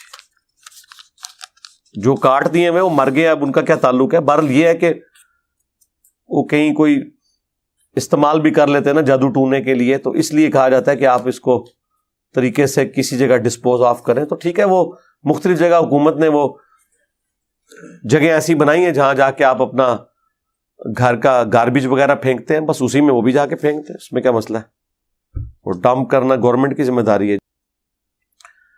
جب انسان مر جاتا ہے تو اس کے ساتھ اٹیچ شیطان اور جنات بھی مر جاتے ہیں یا دنیا ہی میں رہتے ہیں؟ واللہ عالم، جی ہمیں نہیں پتا. ان کی بہرحال اپنی ڈیوٹی پوری ہو گئی، اب وہ اللہ کو پتا ہے کہ ان سے آگے کیا کام لینا چاہیے. کیا کربلا میں سب اہل بیت شہید ہوئے تھے؟ بعض کہتے ہیں کہ 3 لوگ بچ گئے تھے. نہیں، سارے تو نہیں. ظاہر امام زین العابدین تو بچ گئے تھے نا، اور بھی چند ایک لوگ تھے، تبھی تو اہل البیت کی نسل آگے چلی ہے نا جی. چلتے ہوئے کاروبار میں زکوٰۃ کیسے شمار کی جائے گی جبکہ بڑے پیمانے پر ادھار لینا بھی اور دینا بھی روزانہ کی بنیاد پہ ہوتا ہے؟ تو بس اس میں جتنا آپ کا راس المال لگا ہوا ہے نا، ایکوٹی جتنی آپ کی لگی ہوئی ہے اس کو تو آپ کیلکولیٹ کریں نا، اس کی آپ زکوٰۃ دیں گے. ادھار کی تو نہیں ہوگی نا، جو آپ نے مال لگایا ہوا ہے.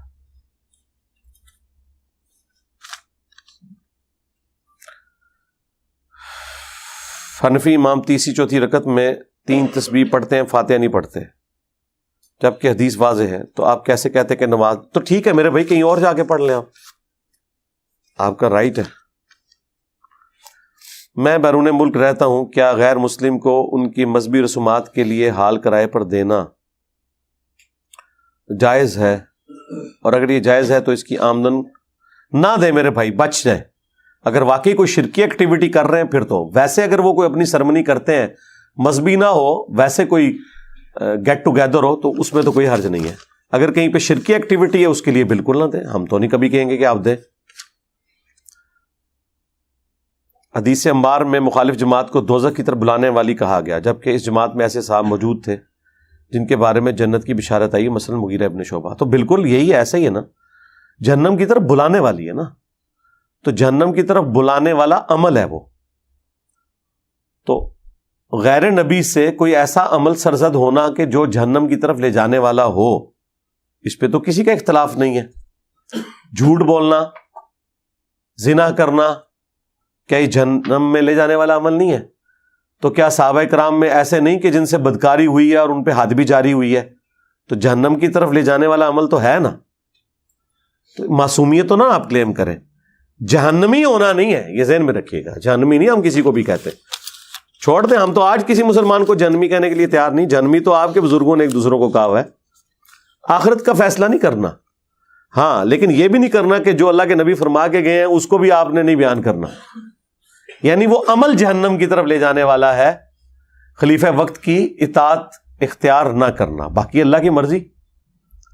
سعد ابن عبادہ نے حضرت ابوبکر کی بیعت نہیں کی، حضرت عمر کی بیعت نہیں کی، ٹھیک ہے. اور الٹا یہ ثقیفہ بنی ساعدہ میں جو کچھ ہوا یہ بھی سعد ابن عبادہ کی وجہ سے ہوا. نہ وہاں پہ وہ انصار مدینہ اکٹھے ہوتے اور نہ حضرت ابوبکر عمر وہاں جاتے اور حضرت ابوبکر کی بیعت اس طریقے سے فوراً ہو جاتی. اور آج تک سنی شیعہ دو فرقے بنے ہوئے ہیں. اس طریقے سے بیعت ہونی نہیں تھی. لوگ تو حضرت علی اور حضرت ابوبکر کو آپس میں کمپیئر کروا رہے ہوتے ہیں. اصل مسئلہ تو سعد ابن عبادہ کی وجہ سے ہوا ہے، جو وہاں پہ بیٹھ کے میٹنگ کر رہے تھے. وہ تو یہ بیچارے تینوں جو ہیں، ابو عبیدہ ابن جرح اور حضرت ابوبکر اور حضرت عمر، یہ تو وہاں اس معاملے کو سیٹل کرنے گئے. لیکن ہم نے کبھی سعد ابن عبادہ کے بارے میں توہین آمیز کلمات نہیں بولے. انصاری صحابہ میں سے ہیں، خزرج کے سردار ہیں، اصحاب صفہ کا کھانا ان کے گھر سے جاتا تھا. ہمارے نبی کے اوپر جن لوگوں کے بڑے بڑے احسانات ہیں نا، ان میں سعد ابن عبادہ بھی ہیں. تو اگرچہ انہوں نے حضرت ابوبکر کی بیعت پوری زندگی نہیں کی، حضرت عمر کی بھی بیعت نہیں کی ہے، لیکن کبھی ہم نے ان کو یہ نہیں بولا کہ وہ نعوذ باللہ جہنمی ہیں. مسئلہ یہ ہے کہ یہ کام آپ کے ماموں نے کیا ہے کہ بیعت نہیں کی اور پارٹی اور جتھا بنا کے ریٹ آف دی گورنمنٹ کو چیلنج کرتے ہوئے جنگ کر دی. یہ ہے اصل میں فرق. حضرت علی نے بھی 6 مہینے بیعت نہیں کی، بعد میں کر لی، لیکن 6 مہینے میں کوئی پارٹی جتھا بنا کے حضرت ابوبکر کے اوپر چڑھائی نہیں کی. الٹا جب حضرت ابو سفیان نے مشورہ دیا تو انہیں بھی ڈانٹ دیا. لیکن آپ کے ماموں نے پارٹی اور جتھا بنایا. یہ فرق. کیا بزرگوں کی کرامت صحیح ہے؟ جی دیکھیں نا، یہ ادھر جو بزرگ بیٹھا ہوا ہے، سارے مرے زندہ بزرگ فیل ہو گئے نے. ان بھی نہیں کرامت تو تسی مندے یار. بالکل کرامت حق ہے، ہم مانتے ہیں. حضرت امام حنیفہ ایک رکعت میں قرآن مجید پڑھ لیتے تھے. یہ آپ نے غلط لکھا ہے، ایک ٹانگ پہ کھڑے ہو کے پڑھتے تھے، جس طرح بغلا کھڑا ہوتا ہے. جھوٹ ہے یار. ایک رات میں پورا قرآن پڑھنا، میری تفصیلی ویڈیو آ چکی 50 منٹ کی، میں نے سب کچھ پوسٹ مارٹم کیا. اکثر لوگ آپ کے بارے میں یہ کہتے ہیں کہ آپ کے پاس کوئی ڈگری نہیں. یار اب پرانی گل کو نوی گل کرو. اگر آپ بیمار ہوتے ہیں تو ڈاکٹر کے یار یہ میں کتنی دفعہ بیان کر چکا ہوں میرے بھائی، دیکھو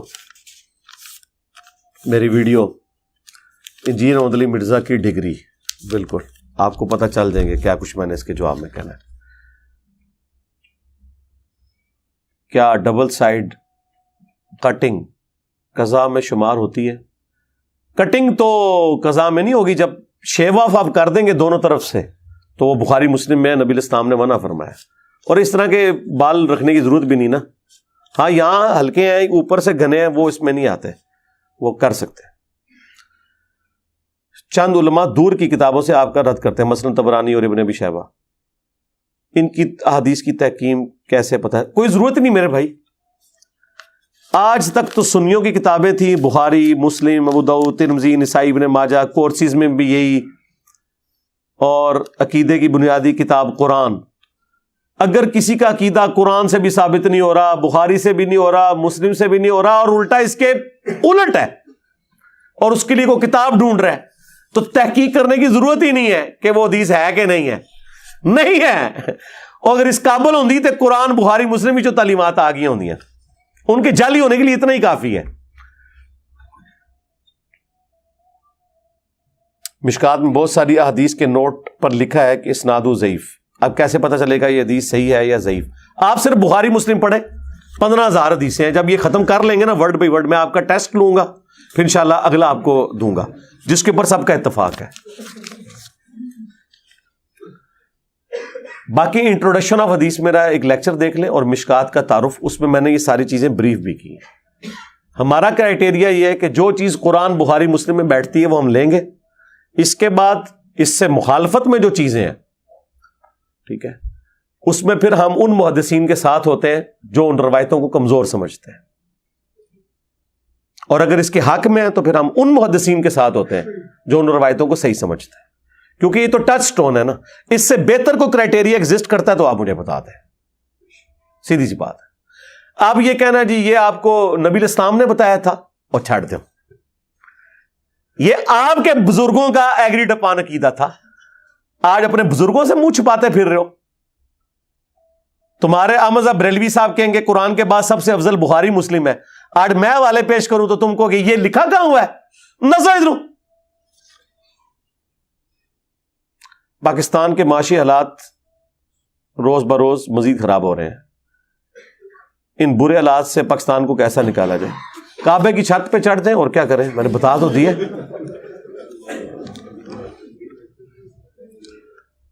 ہمارے زیادہ تر شعبے میں رشوت ہے, اسے لیتے دیتے ہیں جیسے ہمارے کام کا حصہ ہو, اور نہ رشوت دینے والا بھی کوئی مجبوراً, تو ٹھیک ہے آرام ہے جی, آرام کھا رہے ہو, مارے جاؤ گے, چھڑ دو. اسی طرح ہی ہوتا ہے, شروع میں ہی فیل ہوتا ہے نا, جب بندہ روٹین میں لیتا ہے تو ان کو پتہ ہی نہیں ہوتا, کسی نے کمیشن نام رکھا ہوا ہے, ایسے ایسے سوفسٹیکیٹڈ نام ان کے رکھے ہوئے ہیں, بندہ کہتا ہے کہ یار وہ پھر عادی ہو جاتا ہے. ناٹ ایٹ نماز time but when in any محفل, محفل لکھا ہوا ہے, اور in mask can we use over mobile for messaging. ہاں جی کر سکتے ہیں, میسج کر لیں آپ, میسج کرنے میں کوئی حرج نہیں, کاروباری کام کے لیے کرنا چاہتے ہیں تو.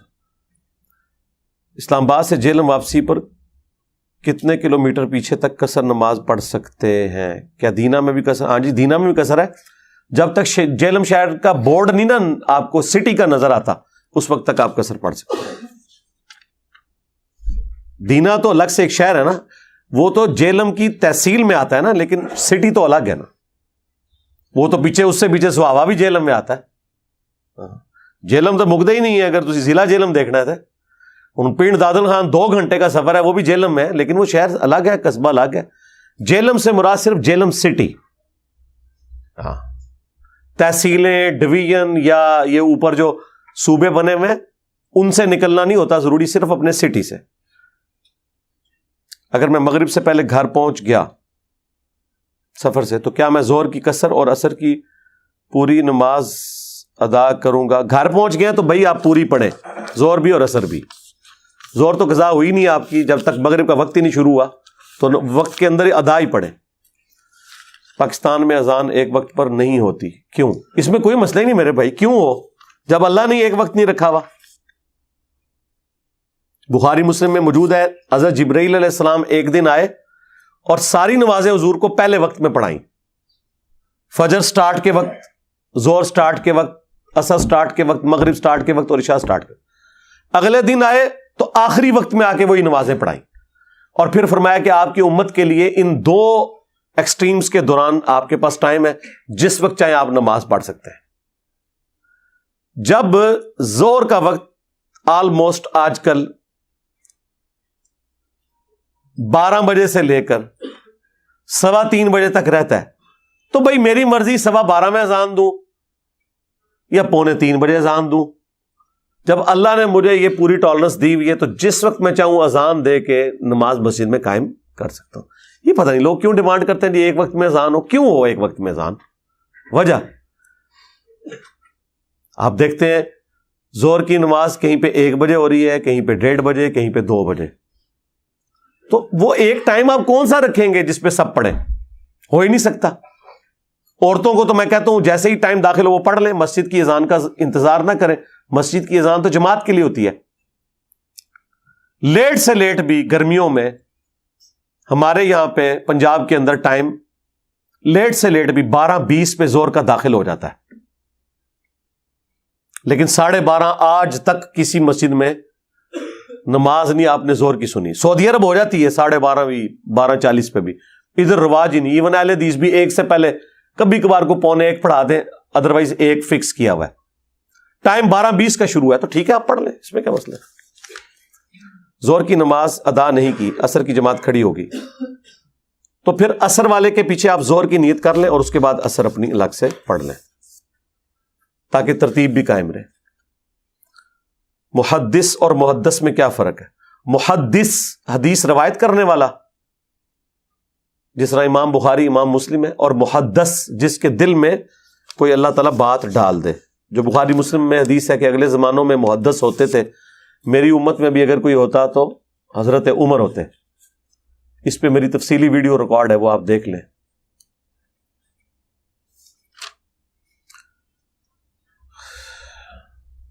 کیا نماز ہو جاتی ہے کہ جب کمرہ میں گھر والوں کی تصویریں ہوں، شرٹ پر کسی پرندے چرندے کی تصویر ہو، اور چھوٹی موٹی تصویروں سے کوئی مسئلہ نہیں ہے، نماز پڑھتے ہوئے سامنے آپ کی کوئی تصویر نہیں ہونی چاہیے، باقی شرٹ کے اوپر چھوٹی موٹی تصویروں سے کوئی نہیں ہے۔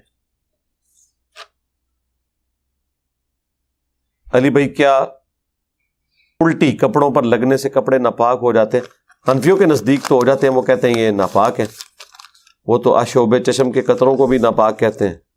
بہرحال یہ ان کا اپنا ہی ایک قیاس ہی کیا ہوا ہے، ہمیں تو اس کے اوپر کوئی دلیل نہیں ملی ہے۔ باقی ظاہر وہ ناپاک نہ بھی ہو تب بھی ایک کراہت والی چیز تو ہے نا، تو اس کو آپ دھو ضرور لیں، لیکن ظاہر ہے وہ پیشاب کی طرح تو ناپاک نہیں ہوگی۔ سراقہ ابن مالک کون تھے؟ یہ وہی بخاری میں آتا ہے جو نبی الاسلام کے پیچھے جاسوس بن کے آئے تھے، آپ کی دعا کی برکت سے اس کا گھوڑا دھنس گیا، بعد میں مسلمان بھی ہو گیا تھا۔ فارس کے بادشاہ کا لباس کیوں پہنایا گیا؟ بس ایک پروٹوکول کے طور پہ ہوا تھا، وہ ان کو کوئی ڈونیٹ نہیں کر دیا تھا، نہ پرماننٹلی ان کا ایک حصہ تھا، وہ پیش گوئی پوری کر دی۔ بہن کے لے پالک بیٹے سے میں ڈسکشن کر رہا تھا تو انہوں نے مجھے مذہبی گفتگو کرنے سے بھی منع کر دیا اور گھر سے نکال دیا، اب میں کیا کروں؟ بیٹے کو نکال دیا، باپ کو نکال دیا؟ یہ تو مجھے سوال ہی نہیں سمجھ آئی۔ بہن کے لے پالک بیٹے سے میں ڈسکشن کر رہا تھا تو انہوں نے مجھے مذہبی اور گھر سے نکال دیا، یعنی اپنے گھر سے نکال دیا۔ ٹھیک ہے تو آپ نکل جائیں، اس میں کیا مسئلہ ہے؟ ہمیں لوگوں نے مسجد سے نکال دیے تو نکل آئے ہیں، بس ٹھیک ہے، آپ نے اپنا حق پورا کر دیا، ٹھیک ہے۔ کچھ عرصے بعد جب ان کا غصہ ٹھنڈا ہو تو آپ انہیں افطار پہ بلائیں، ان سے کہیں جی اس دن کوئی بات میری بری لگی ہے تو میں معذرت کر لیتا ہوں، تو ٹھیک ہے، دنیا میں معروف طریقے سے ان کے ساتھ وقت گزاریں۔ جب کبھی کوئی ان کے انٹرسٹ کی بات ہو، دین کے حوالے سے وہ کرنا چاہیں تو پھر آپ اپنا دودھ شریف بیچ میں ضرور فرائی کریں، آگے پیچھے زبردستی فرائی کرنے کی کوشش نہ کریں۔ نہیں جی، میں نے اتنی تکلیف کے باوجود یہ آپ کا سارا تھدا ختم کر دیا ماشاءاللہ۔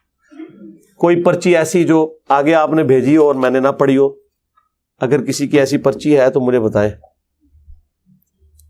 کسی کی پرچی ایسی جو میں نے نہ پڑھی ہو۔ اللہم انی اسألک بانک انت اللہ لا الہ الا انت الاحد الصمد الذی لم یلد ولم یولد ولم یکن لہ کفوا احد وإلہکم الہ واحد لا الہ الا هو الرحمن الرحیم الف لام میم اللہ لا الہ الا هو الحی القیوم اللہم صلی علی محمد وعلی آل محمد رب ارحمہم کما ربیانی صغیرا ربنا هب لنا من ازواجنا وذریاتنا قرۃ اعین واجعلنا للمتقین اماما ربنا لا تؤاخذنا ان نسینا واخطأنا ربنا ولا تحمل علينا إصرا كما حملته على الذين من قبلنا ربنا ولا تحملنا ما لا طاقة لنا به واعف عنا واغفر لنا وارحمنا أنت مولانا فانصرنا على القوم الكافرين اللهم اغفر لحينا وميتنا وشاهدنا وغائبنا وصغيرنا وكبيرنا وذكرنا وأنثانا اللهم من أحييته منا فأحيه على الإسلام ومن توفيته منا فتوفه على الإيمان۔ اے اللہ جن جن بھلائیوں کا سوال تیرے محبوب علیہ السلام نے تجھ سے کیا، ہمارے حق میں، ہمارے ماں باپ کے حق میں، ہمارے بیوی بچوں کے حق میں، پوری امت کے حق میں قبول منظور فرما۔ جن جن چیزوں کے شر سے تیرے محبوب علیہ السلام نے تیری پناہ طلب کی، تمام مسلمانوں کو ان چیزوں کے شر سے اپنی پناہ عطا فرما۔ اے اللہ ہماری، ہمارے ماں باپ کی اور پوری امت کی، ہمارے بیوی بچوں کی تمام دینی دنیاوی جسمانی روحانی ظاہری پریشانیاں، تکلیف، مصیبتیں، دکھ، بیماریاں، دشواریاں دور فرما۔ اے اللہ پورے عالم اسلام کی خیر فرما، خصوص بالخصوص انڈیا میں، کشمیر میں، فلسطین میں، چائنا میں، افغانستان میں، یمن میں، شام میں، عراق میں، جہاں کے مسلمان تکلیف میں، اے اللہ غیب سے عزت، آبرو، جان و مال کی ان کی حفاظت فرما۔ حاضرین کے دلوں میں جو جو نیک اور جائز دعائیں ہیں قبول فرما۔ حاضرین کے جتنے بھی چھوٹے رشتہ دار بیمار ہیں، بڑے رشتہ دار بیمار ہیں، فوت ہو چکے ہیں، اے اللہ تمام کی مغفرت فرما، بیماروں کو شفا عطا فرما۔ صلی اللہ علی النبی الکریم وعلی آلہ وصحبہ اجمعین الی یوم الدین، آمین۔